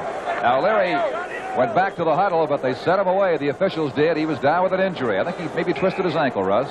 Well, just as he goes down here, he's fighting for that extra 2 or 3 yards to get the 1st down, and as he does go down here, he does get the leg twisted a little bit, and I'm sure he'll be back in the next play. Put in Ian Mofford, number 10, to replace him on this play. Green slanting and then hitting inside. And gets 5 yards out of that play, all on his own initiative. Well, you have to start to wonder again, Don, how much pressure this running game has put on that Ottawa defense and just how good they're going to be in this 4th quarter, because the tackle should have been made at the line of scrimmage. Instead, he bounced off and went downfield for the gain of 5. Not much to choose between these two, with Ottawa holding a slight edge in terms of total net offense. But right now, Montreal moving, hoping to at least get close enough to give Sweet a chance to give them a lead of more than a touchdown. They lead by 5 right now. Green cuts inside away from tacklers at the 30-yard line. It'll be a 1st down.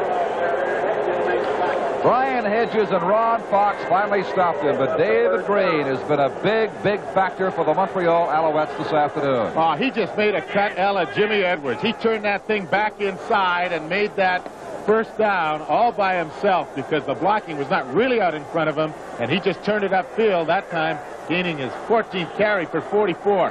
Right about here, low angle. He's going to turn it right back there, turns it upfield, makes the first down. Flags fly as O'Leary back in, has 5 yards, has about 8. Brad Carr took him down, but we have 2 penalty markers down. That's the first penalty infraction thrown in this half. And we had 2 of them down, Don, at different times, so we had double penalties here. Very important. It looks from the Ottawa viewpoint it's going to go against the Alouettes. Now the officials, led now by referee Bob Bryan, replacing Bill Dell, who was injured in the first half, have some sorting out to do. It is holding against Montreal. So just the 1 penalty, holding, but it drives the Alouettes back from a good gain. Now we know why that offense has been going so well. Not really. That offensive line has just been doing an outstanding job keeping this running game going, but that is a big play, making a 1st and 20 rather than possibly a 2nd and 5 situation. Well, I guess they've been doing it legally until now. 14-9, Montreal leads. 1st and 20 from the 40.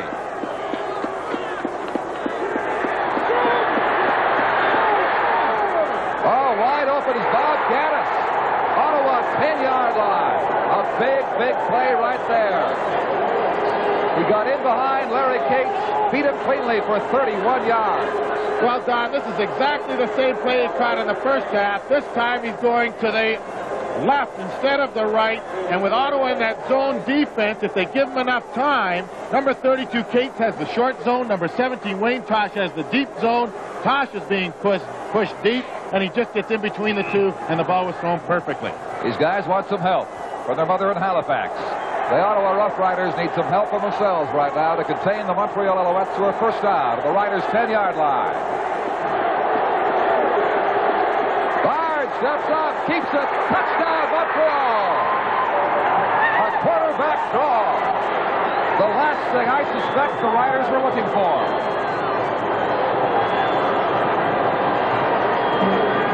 Well, after you've had the long pass against you, everybody's a little upset, a little uptight.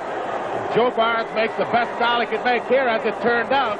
The 2 defensive tackles open up to the outside. Berriman took about 2 steps back. Doug Smith, number 53, just came out, screened Berriman out of the picture, and Barnes walked into the end zone. But just a great play. You couldn't draw it any better on the board if you wanted to.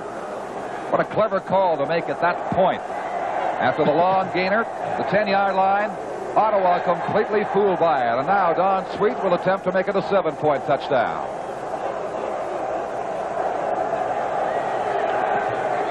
He has done just that.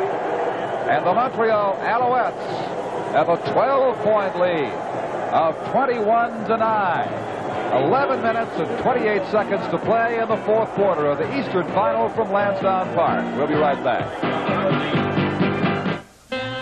Oldsmobile announces a new state-of-the-art and personal luxury car design, the all-new Toronado. Built on the Olds heritage of front-wheel drive, the new Toronado offers a choice of standard gasoline or available diesel V8 engines, plus standard features like electronic level control and independent 4-wheel suspension for impressive roadability. Discover the elegant inner world of Oldsmobile's Toronado. Have one built for you.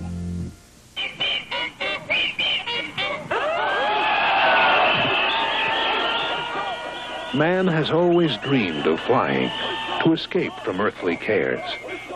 Today, anyone can fly with no strings attached to the Orient or anywhere else in the world on a Boeing 747. Come fly, come fly, come fly. The world's favorite way to fly.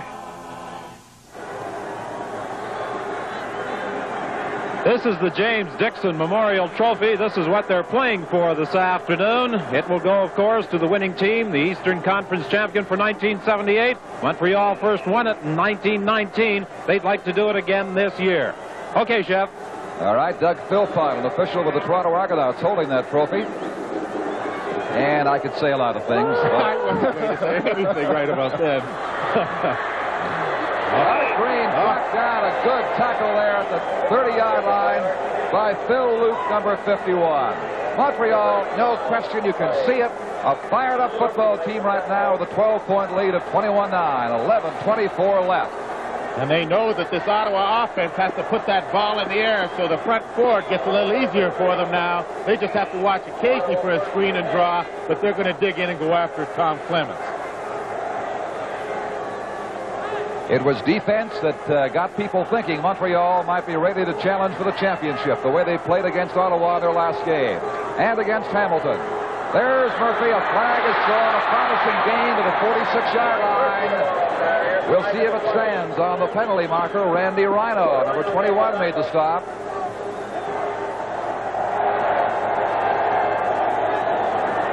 And this, I believe, is going to be the first penalty of the day in terms of yardage marched off against Ottawa. It is.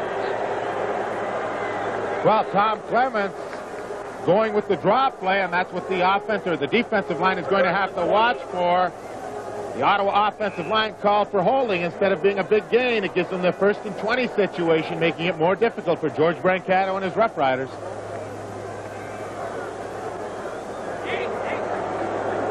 First down repeated, now 20 yards to go from the 20-yard line. Avery with a reception in a big crowd and taken down at the 33 for a gain of 13 by Wally Buono. It'll be 2nd down and 7. We'll keep an eye on that time for you. 10:35 left. Well, Tony Gabriel in isolation goes down. Avery is out with him as well, and you can tell it's a broken pattern now where Tom Clements is scrambling around, and Avery stepped in front of Gabriel to make the reception. Should never be that close together on a pass pattern unless it's broken.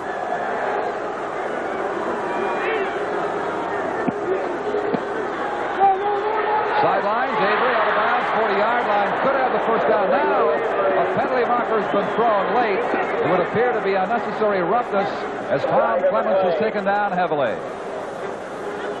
Well, and Jim Coote, number 60, the outstanding offensive lineman in the East, and the awards coming up this week, is slow getting up and coming back to that huddle. It is unnecessary roughness against Montreal. First down, Ottawa. They accept the penalty up to midfield. Well, again on isolation, we've got the right guy, number 18, Avery, and he will step in bounds. The Montreal club complaining that maybe he was out of bounds, but he had that 1 foot down, and that's all you need in the CFL. Well, plenty of room. Even so, it was the penalty that got to the midfield as they chose it over the gain, and so it's first down from the 54-yard line. Avery going right, Clarkson left. A long history between these teams. Montreal with an edge on the record and on this day. Clements for Sanderson. Almost in the dirt. He picked it off. Now, don't count this Ottawa club out because Tom Clements now is starting to throw that ball in the Alouette defense, playing with a little caution out there now, and he's continuing to throw that short stuff, not trying to get all at one time, and there's still lots of time left in this ballgame. An Ottawa touchdown on this drive would set up a tremendous finish for the fans here and the fans across the country. We hope you're enjoying it on CBC television.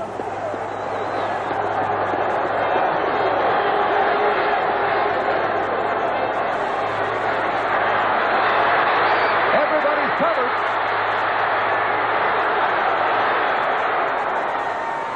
It is tipped and almost picked off. A second chance for Stennerson to gather it in. Zapek was there defending. And it's going to go back to the 38-yard line.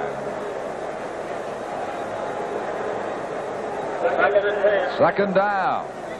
Now, George Brancato a little concerned out there, but it appeared that Clements might have picked the wrong person that time. He looked to throw the ball to Avery in a crowd, but Peter Stennerson, number 23, was wide open, not too far away from where Avery was. Avery and Gabriel right. Stennerson now moves left. Clements with a lot of time now gets the rush. And the pass, Avery can't bring it in. As he went up, Wally Buono was there to give the defensive coverage for the Alouettes. And the Riders have got an injured player back of the line of scrimmage. It appears to be their center, number 64, Don Smith, in obvious pain at this time. We have 8 minutes, 35 seconds on the board here in official time, and a 21-9 Montreal lead in the fourth quarter. Well, as they work on Don Smith out there, the Alouette defense happy for a little breather out there. They had extreme pressure put on them during that drive by the Ottawa Football Club. And that ball was thrown to Avery, and he did have the opportunity to catch it. He couldn't quite hang on to it as Buono jumped in and hit him. While we await for the treatment administered to Don Smith, a reminder that Grey Cup Day begins on CBC television Sunday with a pregame live from Exhibition Stadium at 11:30. Ernie F. McGannis will be your host with his entertaining and informative feature. It looks at all the aspects of the great Canadian Classic and the great week of entertainment in Civic Cup in Toronto. Of course, Fred Dobbs is going to be there, adding his impressions to the Grey Cup pregame. Trusty old Fred. That's on CBC next Sunday morning, followed, of course, by the Grey Cup game.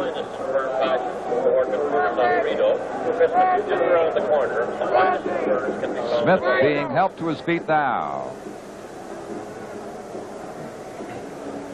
Well, watch the center here, Don Smith, number 64. He gets the ball up there, and on the left of the frame, it'll come in here now as he sort of goes down and gets hit. And that's probably where the injury happened, and they're helping him out slowly. He seemed to be going back into his pass protection position in a rather awkward position, and maybe just caught a cleat in that dirt down there, because I'm sure the field is a little soft down there in the middle where they're playing right now. The Riders are left in a 3rd and 10 situation from the 38-yard line. J.T. Hay has the wind behind him, and if he attempts a field goal here, it'll come from around the 45-yard line. Don, with the sun going down, it appears the wind has died down just a little bit. It doesn't seem to be quite as bad as it was earlier in the game. Hay is 0 for 3, Ross. He's missed from 40, 50, and 42. Jim Coode will snap the ball back to Jerry Kunick with Don Smith out to the sidelines. Hay, long, but offline. Rhino is going to just trot back, kill a few more seconds, and then concede the single point. It makes the score 21-10 as Hay disconsolately walks away with an 0 for 4 record today. And these fans a little upset about the situation that he is not hit on 4 attempts this afternoon. And certainly a little pressure, and let's go down to Don Whitman. The Alouettes were quite fortunate, I think, in one respect, that Ottawa did have that injury, because it enabled Randy Rhino to run over to the bench. There was some discussion as to what they would do if the field goal was wide, and Jerry DiTilio was trying to impress upon Joe Scannella the importance of just giving up the single point. He said they still need a touchdown and more to catch up to us, even with that single point. That was John O'Leary for 7 of the 45-yard line. Yes, it'll be a risky move right there to try to run the ball back, because on a long field goal that is missed from the 38-yard line, they get the ball right there. So it's advantageous to give the single point up with this score of 21-10 now, Montreal.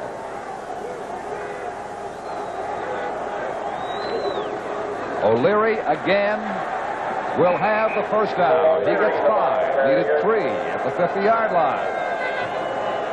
Well, there's no question that the Ottawa defense is going to have to stop this running attack of the Alouettes if they're going to have any hope of success this afternoon, because with 11-point difference, they have to get the ball. And with the score, the Alouettes 21 and the Ottawa Rough Riders 10. We'll be back at Lansdowne Park in just a moment.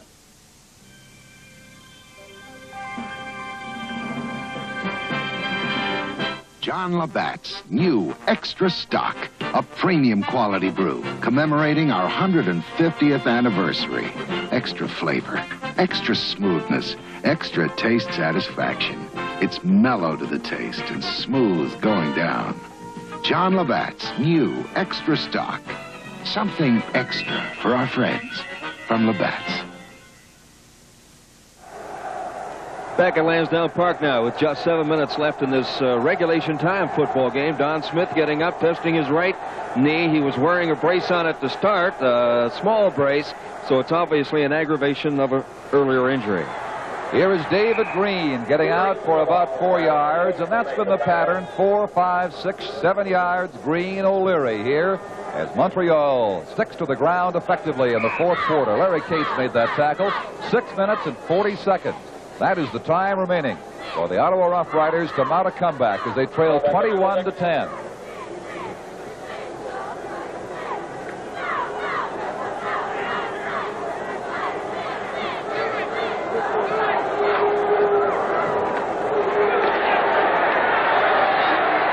Green can't find room in one spot, so he lunges across to another for an extra couple of yards, but it'll leave the Alouettes short by about 3 of the first down from the Ottawa 53-yard line.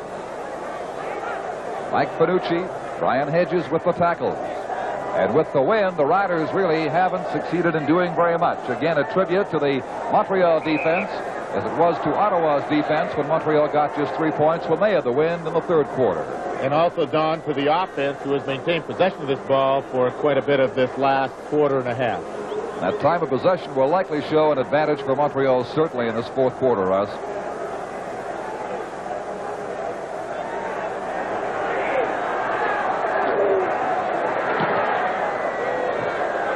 Sonny Wade down to Larry Cates, 20-yard line. That's all.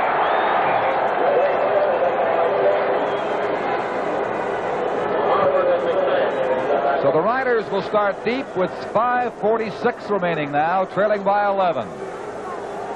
The ball at their 21-yard line.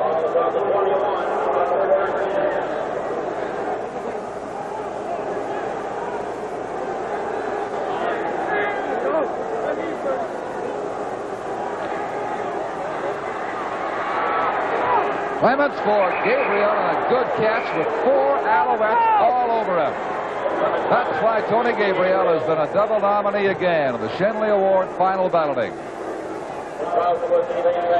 Play on isolation. Tony Gabriel running that flat pattern we talked about where they opened the game with this.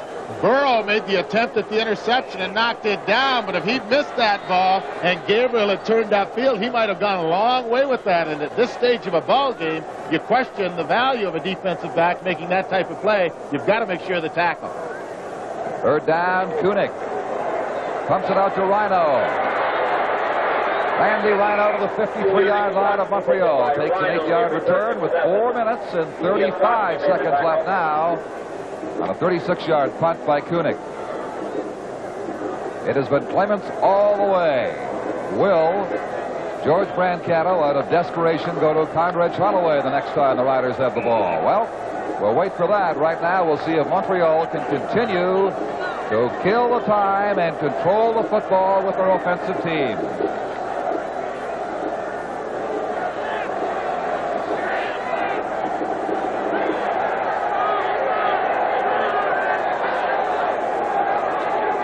David Green.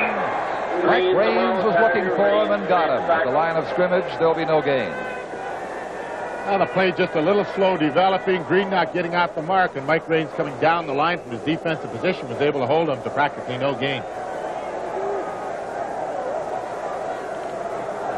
Holloway, there he is, the hood up on the cape at the Ottawa bench. He doesn't look like he's getting ready to come in and play. Not in the least. This is Clements' game, it would appear. There's your story. There's your time. 4:02 remaining.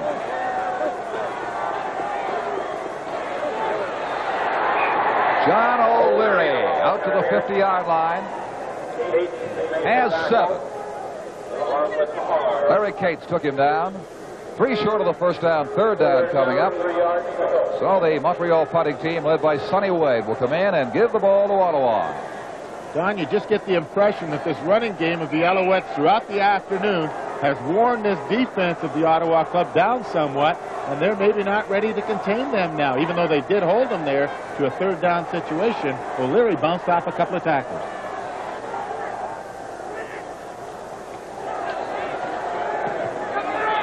Good punt by Wade. Drives Nelms back to his 3-yard line. A flag has been thrown.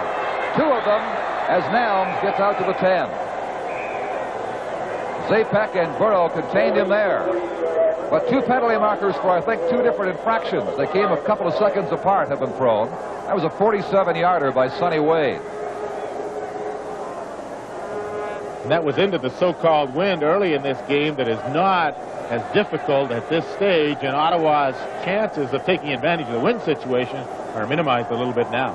You're right, that wind is not the factor it was certainly earlier in this game. The first half certainly, and not even the third quarter by comparison. That's the chance you take when you make the selection to begin the half. So there's a rough play call going against the Ottawa Rough Riders and against Montreal. And play resumes right after this.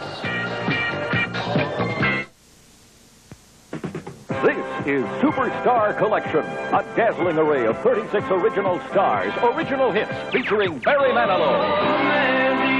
You'll hear his super hit, I Write the Songs, along with Eric Carmen's smash hit. Jennifer Ward. It's the right time of the night, making love. Paul Davis. I go crazy. Johnny Rivers. Slow dancing, sway. Yvonne Elliman, Slayer, Samantha Sang, Kiss, Bonnie Tyler, Melissa Manchester, and superstar Andy Gibb. I just want to be your man. Dr. Hook. She was only 16. Only 16. Silver. Forget me, boy. Bay City Rollers. Saturday night. From the Winner's Circle, Superstar Collection. 36 original hits, available wherever fine records are sold. That tells it all. Montreal, a touchdown and field goal and single, better than the Ottawa Rough Riders with just over 3 minutes to play. Clements from the goal area to Peter Stennerson over to the 30-yard line with a good first tackle by Randy Rhino. Stopped him right there. Riders with some breathing room now out of the 32. First down. Well, there's no question. Clements going to throw that ball up in the air quite a few times now. Peter Stennerson just ran a curl over the middle about 20 yards deep, making the first down, getting him out from the goal line area. Gabriel brought it down, lost the ball. It goes. Let's see. They're ruling it as an incomplete pass. He never did have possession there, and he's glad of that call right now. He got his hands on it, appeared to bring it in, and then lost it again as Jim Burrow gets up slowly. Good call, Chevy. That ball was bouncing in his hands. He never had full control of it. That was it, Tom. Burrow a little shaky as he leaves with 2:38 remaining. And Larry Utek, number 8, will replace him. Tony Gabriel tipping that ball, as you said, Tom, never having complete possession. That's an incomplete pass. And 2nd and 10 from the 32. Sideliner, Avery makes his cut inside. 52-yard line. First down, the drive continues, but George Brancato's a worried man now because the clock is against him with 2.5 minutes left. The 20-yard gain that time. The Alouettes know, of course, as the entire country does, what to expect right now, and that's a consistent aerial attack from Tom Clements. And that's why John Olenchuk has gone in to replace Gord Judges to play the 4th linebacker spot and try and stop this aerial assault. Adding to their pass coverage. Here's the charge. Down he goes in the sack. It was Gabriel Gregoire, Glenn Weir, and Junior R.U. all in on him. And that's the secret. All 3 defensive linemen, a 3-man rush, were right there around the quarterback. Gregoire making the sack, but all 3 of them involved.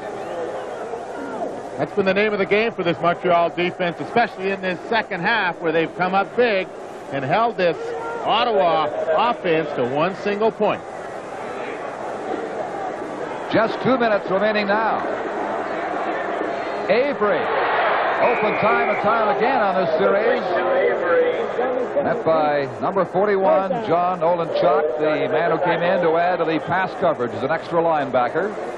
He's very close to that first down. He might be just a few inches short as that gain for 16 yards is very close to the first down, but they're going to measure it. This will give the Ottawa team a chance to regroup. From over here, it looks like he has it, Russ, but on this natural turf, anything can happen by the time they get the chain out to the middle. You never know how those lines are. Look at that. Close. It is Ooh. close. It is the first down. Tom, the eyes haven't failed you yet. First down from the 48.5-yard line. Tom Clements just looking for Avery all the way, coming over the middle, and the Montreal defense satisfied to try and give them the short ones. Not too many, though. They've got to hurry. 1:40 left. Murphy fumbled, Holmes fumbled the ball, but got it back. So they lose 2 right there. Well, rather a funny call for this late in the ball game, trying to run that ball.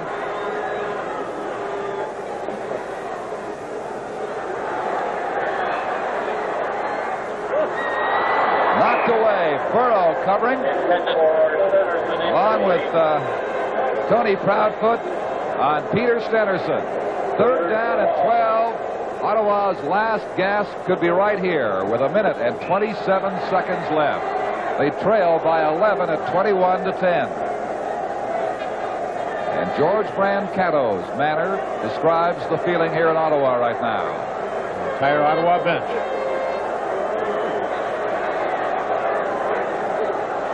Early movement could be outside Montreal.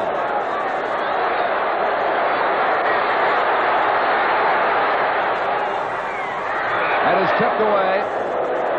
Rhino. Burrow getting their hands on it. It's going to be up to the penalty markers now to decide whether or not they keep the ball, and it's offside Montreal, so Ottawa will keep the ball. Gabriel, however, was open on this play.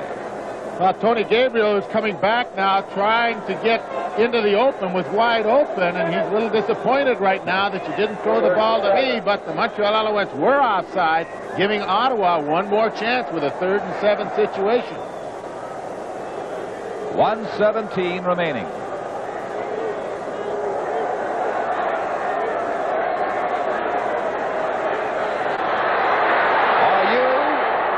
Does not get him. Into the middle. It is complete off the Montreal player. Murphy. I can't believe this one. All the way down to the 3-yard line. With exactly a minute left.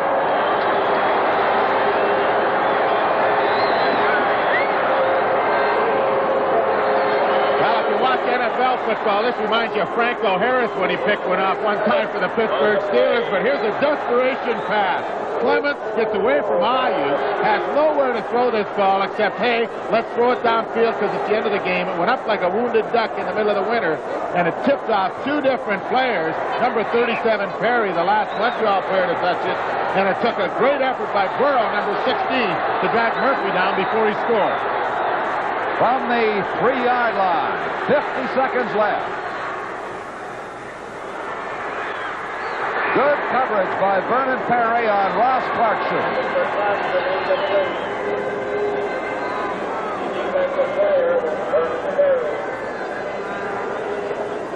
Well, you know if they score here, we're going to have a short kickoff, and Ottawa does it as well as anybody does. And they'd have to go probably for a 2-point conversion. That would bring them within 3. If I was J.T. Hay, I might be hoping they won't score. He's not had a good day. 0 for 4, Hay. 2nd down.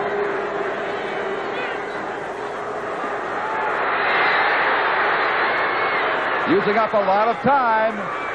It is knocked away again in the end zone. Once more by Vernon Perry. And we have 35 seconds left. 35.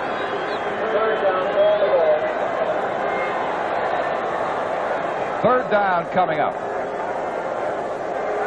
Well, from the end zone, you can play quarterback, and the pressure was not there initially, but finally, the pressure does come from Zapek, number 76, and Clements threw that ball up dangerously for Perry to make the interception, and now they got 3rd.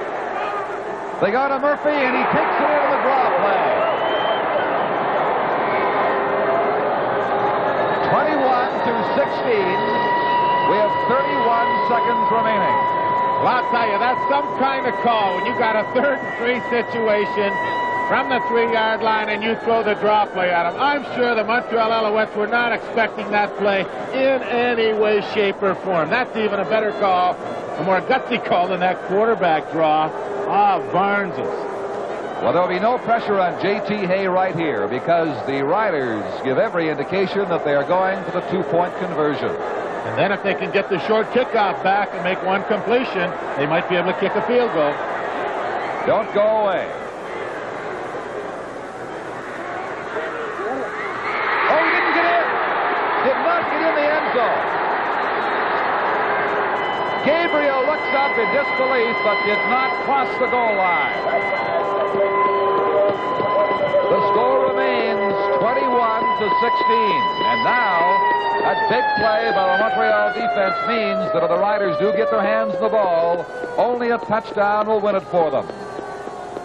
Well, a two-point conversion attempt. Gabriel, number one receiver in the East, goes downfield. The completion is there, but he just does not get into the end zone. As number 25, Bruce Taylor, the new defensive back, comes up and makes the hit.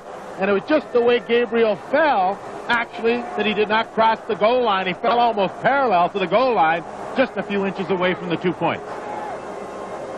In 31 seconds of playing time, the Edmonton Eskimos will officially know the name of their opponents for the Grey Cup game next Sunday afternoon in Toronto. It's been a tremendous afternoon of football here in Ottawa. And this drama is continuing right down to the final 31 seconds as Hay will place the ball the 45-yard line to attempt a short kickoff. And where will he kick it? Normally it's a little chip shot over to the left here, and they've got Tony Gabriel lined up over here to try and tip that ball out of bounds. And there'll be a little movement in that group, too, before the ball is kicked.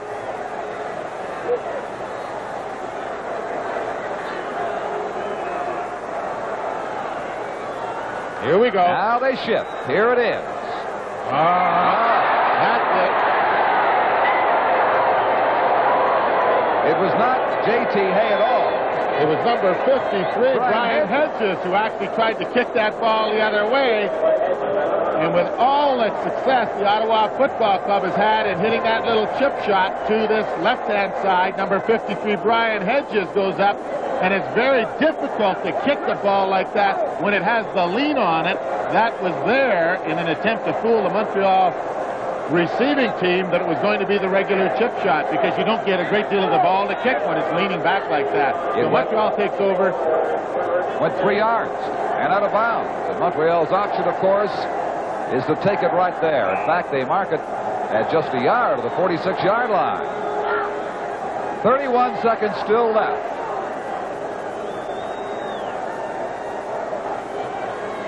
And the mood of the Ottawa football fans here about as dark as this twilight sky right now. Of course, they'll ground it. That's the percentage play. Joe Barnes ended the first half that way, and indications are he would use all the time at his disposal and end the game this way. Joe Barnes just kneeling down. If I was him, I'd move back a little bit further, because the way they're going to be shoving and pushing in there with this last 30 seconds, somebody could fall on him and twist an ankle or hurt that knee of his, so it means nothing to move back another 2 or 3 yards before you kneel down. There they are, a nice, tightly knit little group. Barnes takes a few more seconds to go back, and he kneels down. And now some hostilities are exchanged as the frustration of the Ottawa players, which is natural, begins to mount to a boiling point at this point. With just 6 seconds left, they can do nothing about it. They have lost the Eastern Final.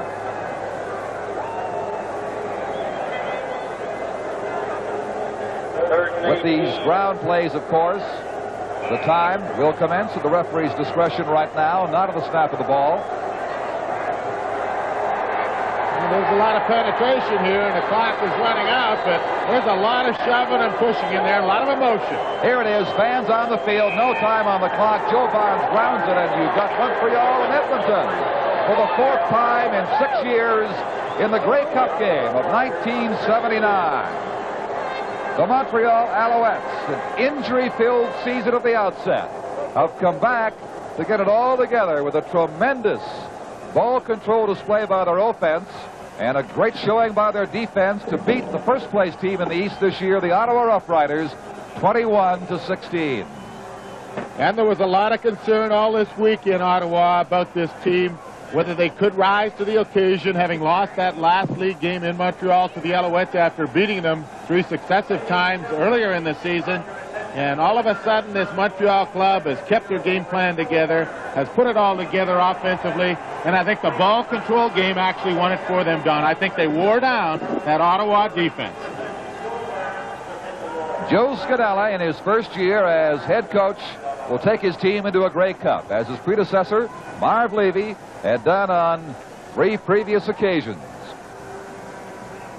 Very jubilant Alouette club going off the field. Very dejected Ottawa club will be going into their dressing room because they had such a great year. George Brancato been coaching here for some time, looking forward to going to the Grey Cup for the second time in 3 years. Unfortunately, this group from Montreal came up with a very big occasion. Big group, big game. And a happy lot they are. We'll have more from the winners in just a few moments. But the game is over, and the final score in the Eastern Final is Montreal 21, the Ottawa Rough Riders 16. This is Inner Space, the 79 Chevrolet Malibu. It measures up on the inside, where dimensions really count. It gives you easy-to-remove dashboard modules, high-pressure compact spare for inner trunk space. V6 engine saves space, saves weight. 79 Chevrolet Malibu, a new star in the age of inner space.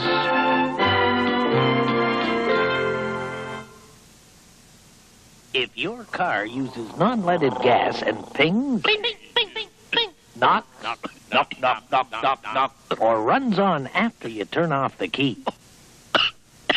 you may need new Shell Super Non-Leaded, a high-octane non-leaded gasoline blended to reduce or stop ping, knock, and run on, and to give good mileage and clean, smooth running performance. New Shell Super Non-Leaded.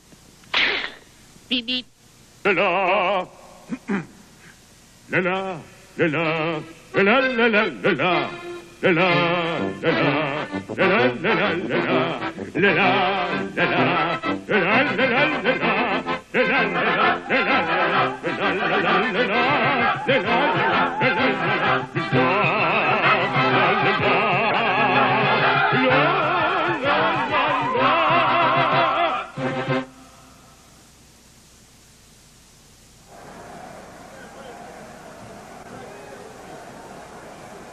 Well, there have got to be some happy people in Montreal and those elsewhere who are fans of the Montreal Alouettes. And I know, having just come back from Edmonton this past week, that perhaps in the minds of many out there, certainly the Eskimo football team, they'll enjoy nothing better than a chance for revenge at the expense of Montreal after what happened to the Eskimos at the Olympic Stadium on that icy field late November 1 year ago, Russ. Well, I think that's something that the Edmonton fans will enjoy and the players will enjoy, because you basically have two same ball clubs that played last year.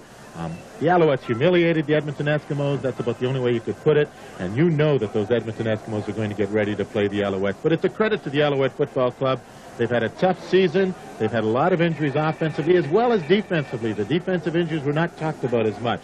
Defensively in that secondary, Dickie Harris, one of the best in the country in my opinion, was out for some time. He's gone now with a broken arm. Perry, who had an outstanding game this afternoon, was out for a long time. Proudfoot had the broken arm for some time, and they stuck together. They put it all together. They maintained their poise, and under all that duress and with the quarterback problems, they're here and they're going to go to the Grey Cup. So I think it's a great credit goes to the group of guys who won this afternoon and the coaching staff who held them together and found the replacements necessary for short periods of time. And to people like Jerry DiTilio, who had to quarterback the Alouette team and did so very well while Barnes and Wade were hurt. But they're all back now and ready for the Grey Cup. Well, we're going to now look yesterday in retrospect to see how the Eskimos beat Calgary in that tremendous Western Final and won the right to play Montreal. Highlights now of the Western Final. The clubs have traded field goals as we pick up action in the second quarter. Wilkinson at quarterback for Edmonton tries to hit Waddell Smith, but Ray Odom steps in front to intercept. And Odom's returned it all the way for the game's first major score. With the convert good, the Stampeders led in the football game 10-3. Near the end of the half, penalties gave the Eskimos new life. This pass took them inside the 5-yard line.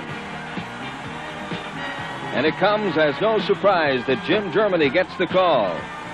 He's in. Point after was good. So on the tail of this play, the Stamps and the Eskimos welcomed halftime. A moment or two to thaw out from the bitter cold deadlock at 10-10. Calgary's Cyril McFall gave Stampeders the lead 13-10. We swing to the third quarter. It was starting to look like a seesaw battle, but then Wilkinson, who started slow, kicked into high gear. In this play, he caught flanker Tom Scott. Wilkinson next tried another pass to Scott. It was no good. He tried to hit Warrington. Again, no good. But a costly offside by Calgary kept the drive alive, and Jim Germany had his second touchdown of the day.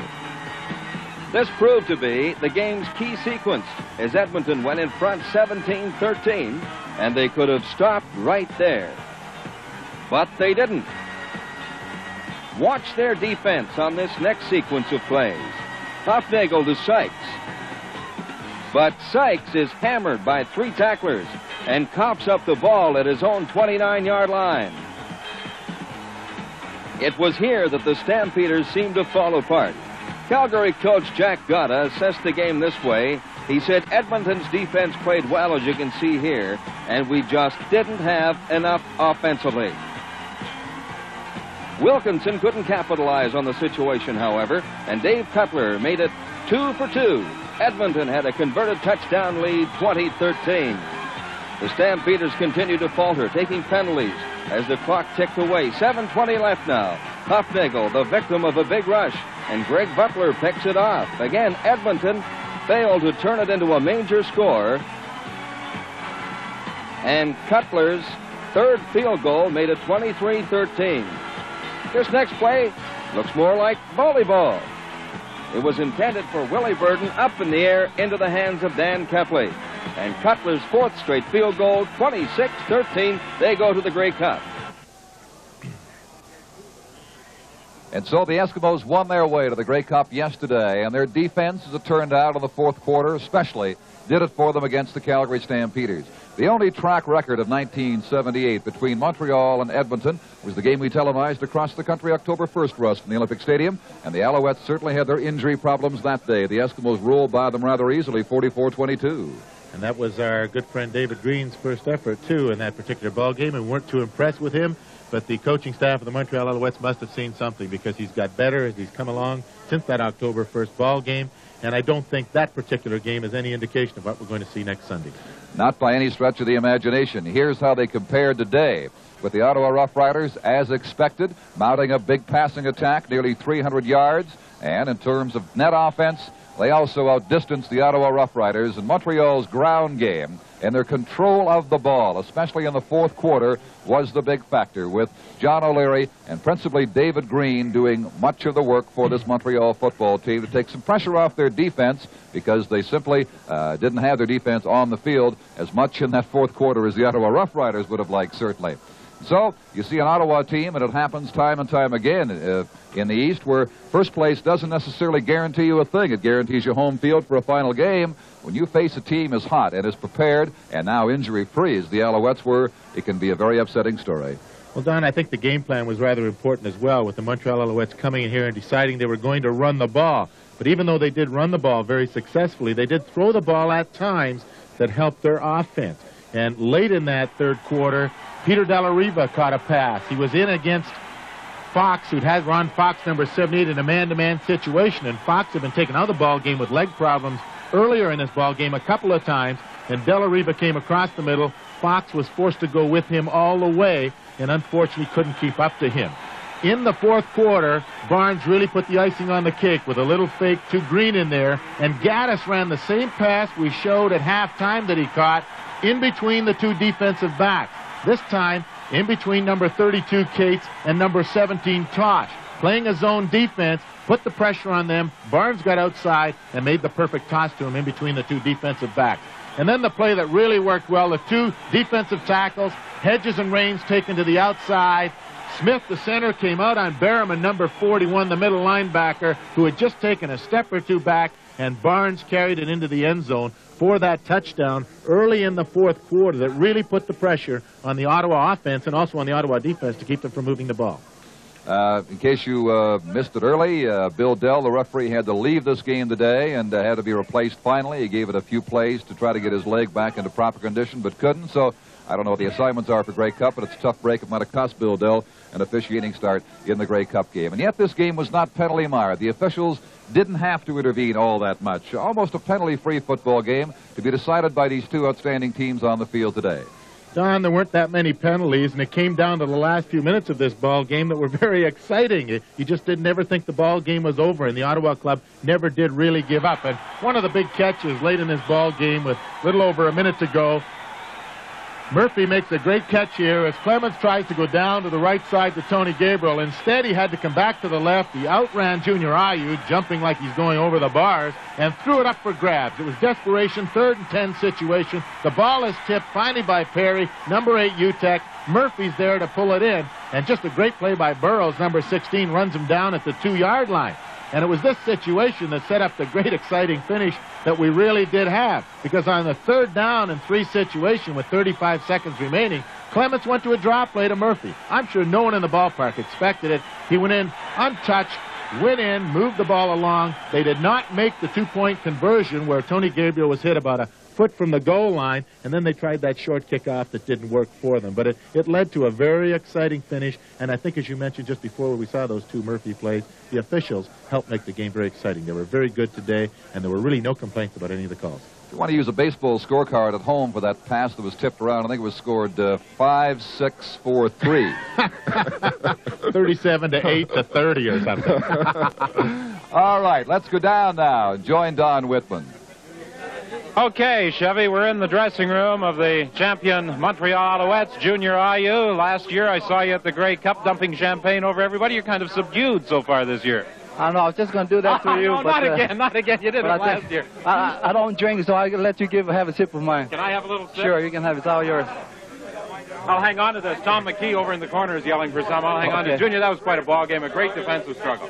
It was a great game all the way, I think, for both teams. They were strong, but we came on strong when we had to. And I'm just happy to be here. I'm just happy. I'm grateful and thankful to the Lord to give me this talent that I'm able to be here. I'm very thankful to be here. From your own personal standpoint, the year started rather slowly for you. You had some difficulties with injury, but you came on very strongly towards the end of the year. Well, I have I had a very bad groin pull, and it hindered my play in the beginning of the year. But now that it's healed completely, I feel like I can do what I'm capable of doing, and I'm just thankful to the Lord that He's given me this opportunity. Junior Ayu, congratulations. I'll leave this bottle of champagne with you. Move over to Wally Buono. Over. You want me to take it? Okay. Wally Buono, a great game. You fellas really played well. Defense was, again, a key for you. Well, I think the whole team was a key. The offense did a great job, and Sonny had some great kicks, and Don made some clutch field goals, and the special teams were just great. I think the last 4 or 5 games we've come as a team, and I think that was the story of this year for us. I got one more thing. I want to say hi to my wife and baby and my in-laws in Washington. I think you've covered all territories. I'll lend you a dime if you want to make a phone call. Wally, in the ball game today, a lot of people felt that the momentum of 3 straight wins coming in here would be on your side. Was that a factor? Well, I think it was. Like I say, we've been playing better and better every game, and football is a game of momentum, and they kept with us. And like I say, our offense just did a great job of moving the ball, and our defense came up big when they had to. And we got to give credit to Ottawa. They had a great season, and they're a great bunch of football players. It was a close game. Another break for them, and they might have won. Are you looking forward to a rematch, Montreal and Edmonton in the Grey Cup? We're looking forward to it. They beat us pretty bad, and like I say, we all got a lot of pride in ourselves and in our team, and we'll give it a good go. Okay, Wally Buono, let's now go over to the trophy presentation where the James Dixon Trophy is being presented and officially christened by Carl Crennel. And Carl, I'm going to sneak in here and talk to the middle linebacker, Carl Crennel. Carl. All right. Carl, another great defensive effort by the Alouettes. Yeah, right. Total team effort, offensively and defensively. We're underdogs coming into the game about 6 points, but we ourselves knew as individuals that we could get them, and we played hard for 4 quarters. Everybody hustled. We made a couple of mistakes, but in the end we got them 21-6. So we're pretty happy. We're going to the Grey Cup, and now we have to now we have to get ready for Edmonton. You know, Edmonton's the number one team in the leading offense, I guess, in the whole league. So it should be a very great game next week. You know, we're going to do our best to win. Carl, one particular drive that Ottawa had going in the first half, Coach Scannella was a little concerned. He was coming over, giving you a lot of instructions. What adjustment did you have to make? I guess basically he just told us to get together, you know. That stuff burns when it gets in your eyes, doesn't it? Yeah, it certainly does. It was, they were just, Clements was rolling, throwing the quick out, you know, very hard pass to cover, and they were taking advantage of it and driving up and down the field, you know, a couple of draws here and there. But we hung in there and didn't let them score that many points, and we got it back together, you know, and our offense played super, controlled the ball for something like 10 minutes one quarter, about 8 or 9 the other quarter, and scored when they had to score. So overall, great day for us. You know, happy to be in another Grey Cup. Carl, congratulations again. Let's grab Joe Barnes. Joe, could we get you over here for a moment? Joe Barnes, congratulations. A tremendous win. Joe, that quarterback draw you called that scored the touchdown, had you seen something that enabled you to set that up? Yeah, last game we played them, we noticed that once we got inside our 10-yard line, they like to blitz our outside linebackers, and you know, it puts the middle linebacker and the free safety and man-to-man coverage on our backs. So what we thought we'd do, we just split our backs, try to get the middle to open up, and run our quarterback draw up the middle. Well, that was certainly an effective play, and one that really gave you an advantage because it put you in a position where they had pretty well to get 2 touchdowns. That's right. You know, like I say, when we got ahead 21-9 or 21, whatever it was, then our defense was playing well, and we felt like we had we established our running game, and we were taking it to them, and we felt like they had to come up with some big plays to win the game. You've got that brace on your knee. Did it stand up pretty well? You didn't really take that much punishment. I don't think you were able to avoid it most times. Well, it's amazing. Our trainer designed this brace, Dan Dybert, and matter of fact, he's got a patent on it, and he's got it being manufactured there in Montreal, and that's kind of a type of brace that just keeps my knee from giving out and keeps it together, and I've worn it for the last 4 games, I guess, and it's kept me together. Is this something you're going to have to wear permanently to play? Well, I hope not. I hope maybe I've just got a torn cartilage, and hopefully that, surgery. Does it restrict your movement at all? Well, I'm not, as quick as I used to be, but, hopefully that surgery can correct it in the off-season. Well, your arm certainly didn't require any surgery. You were 10 for 13 in the passing department. That was an impressive afternoon in throwing the ball. Well, our guy just got open, made some good catches. Bobby Gaddis, was getting in behind their defense, and he's having to break his patterns a couple of times, and had to scramble around a little bit, but we didn't really have to throw the ball that much. And anytime you get your running game going, and not have to use the pass, like I said, we didn't have a turnover today, and that's something you can cut out and usually win the game. You're looking forward to a rematch with the Eskimos? Yeah, they handled us pretty good there in Montreal earlier in the season, and of course I'm sure they're looking forward to playing us after what we did to them last year in the Grey Cup. Now it'll be an interesting Grey Cup. Joe Barnes, congratulations, a fine performance. Gordon Judges, come on in here. Congratulations, Gordy. Defense was the key this afternoon once again for the Alouettes, as it has been for much of the year. Yeah, well, I also thought that our offensive line and our running attack did a heck of a job in the second half. I felt that Ottawa had the momentum at the end of the second half, but we just came out and out-physicaled them in the second half. And defense, we got the quarterback on the run, and our secondary did a really good job of plastering their receivers, while the quarterback was running. You came into this game with 3 straight victories. Obviously, at the bench before the game, there seemed to be a certain air of optimism prevailing. No, we felt confident. Yes, we felt confident. I think that the last regular season game in the Big O against Ottawa really helped our confidence because they had beaten us in 3 close games previous to that, and that gave us the confidence that we could beat them. And we finally got all our injured players back together. We adjusted to the new coaching staff, and one thing about these guys, when it comes around to playoff time, everybody gets greedy, and we all came up with a big effort. It was a difficult kind of year for you people. I'm sure you must have been wondering when it would all end with those quarterbacks going down. Yes. It seemed like 1 or 2 at least every game for the first half dozen games. Well, I'll tell you, our quarterback showed a lot of courage this year. Joe Barnes playing with a torn cartilage in his knee, wearing a big brace on his knee. He ran for a touchdown with it. And Sonny Wade, of course, he had the knee operation and the broken ribs, came back. I think that's the character you need to have a championship team. And, we regained our Eastern Conference championship, and I thought that, the quarterbacks had a lot to do with it. Gordon Judges, congratulations, and we'll look forward to seeing you next weekend in the Grey Cup. We'll be back to the Alouette dressing room in just a moment, but first let's go upstairs to Don Chevrier. All right. Well, Russ, the question now becomes, what kind of a Grey Cup game do you expect between these two teams? We have a wide range of history. We had a 9-8 game, 41-7 game, all kinds of weather factors, too, have taken place. What are your thoughts?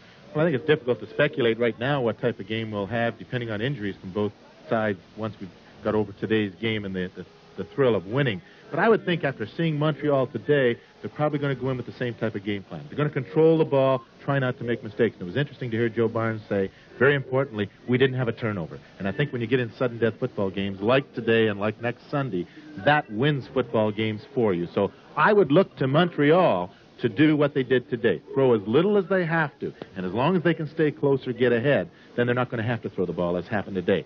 As far as the Edmonton team is concerned, I think they work on the pass. It's Wilkie's offensive weapon. Look for them to nickel and dime you to death with that short passing game. So I think we can look for them to stay consistent with what we saw in the two final games, the one yesterday in Edmonton and the one here in Ottawa. So that's what I look for, although I've been wrong before. Well, haven't we all? With Dickie Harris gone, injured for Montreal, Montreal used Bruce Taylor, the new defensive back, today. They will work on him, and they'll finally decide the defensive secondary lineup that is best suited to counter Tom Wilkinson and company. Okay, let's go back downstairs now. Okay, Don, and we have with us Glenn Weir. It's becoming an annual visit with Glenn Weir and myself, some boys from southwestern Ontario. Glenn, you were telling me that you're pretty doggone tired right now. Well, yeah, the fourth quarter, Tommy was running around like a madman back there. We were just, getting pooped out chasing him is what was happening. 5 more minutes, it might have been dangerous. Well, you certainly did the job. Oh, well, hopefully, turned out all right for us, and just glad to be here going to Toronto next week. I think Joe Scannella was in as tough a spot as anybody could have been coming into this 1978 season. Yes, I think it was tough, but that's a challenge of coaching, and it's no different wherever you coach. You go back and look at those days at St. John, Quebec, in training camp. Certainly you didn't anticipate all the adjustments and changes, injuries and problems that you were going to have this year. No, I think that's true. You line up with a team, you figure that's going to be your team. And it never was. We never had our team really the way we originally planned it. And every time we made an adjustment, somebody did something good. And week after week, they did. I mean, there's a lot of guys you got to be thankful for that held us together. Now, what about the final game of the season? At least that's one thing we can be sure of for next week. The last game of the season's coming up, but I'm not going to think about it till tomorrow. I'm going to enjoy myself. I'm not a drinking man, but I may do some tonight. Might do just a little bit. Thank you very much, Joe Scannella, head coach of the Montreal Alouettes, and our congratulations to all the players. And, of course, we will be on hand with our special CBC Grey Cup weekend, starting with our Grey Cup parade next Saturday. We'll also be with you with Grey Cup of the 1970s, a review of all those in the afternoon, and, of course, our pregame show in the Grey Cup game next Sunday. We'd like to see you then. I'm Tom McKee for Don Chevrier, Don Whitman, and Russ Jackson saying so long from Lansdowne Park in Ottawa.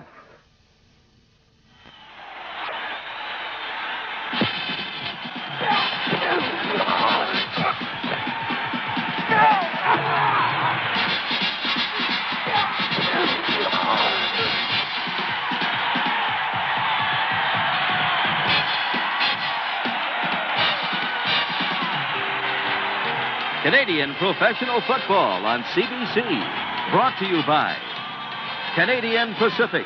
Owned by Canadians, working for Canadians. KTEL International. Specialist in household and leisure time products. Shell Canada Limited. Shell Health. Labatt's Breweries of Canada Limited. Brewers of Labatt's 50 Ale and Labatt's Blue.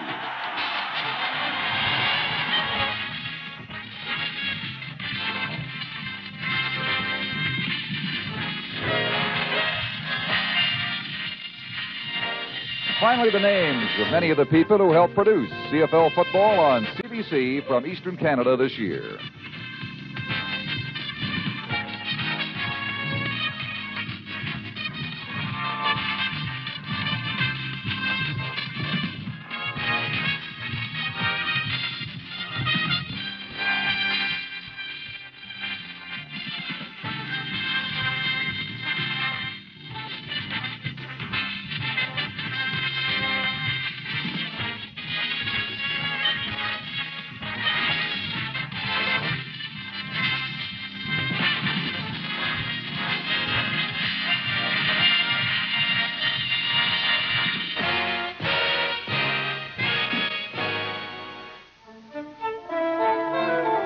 This is CBC. Danish Modern.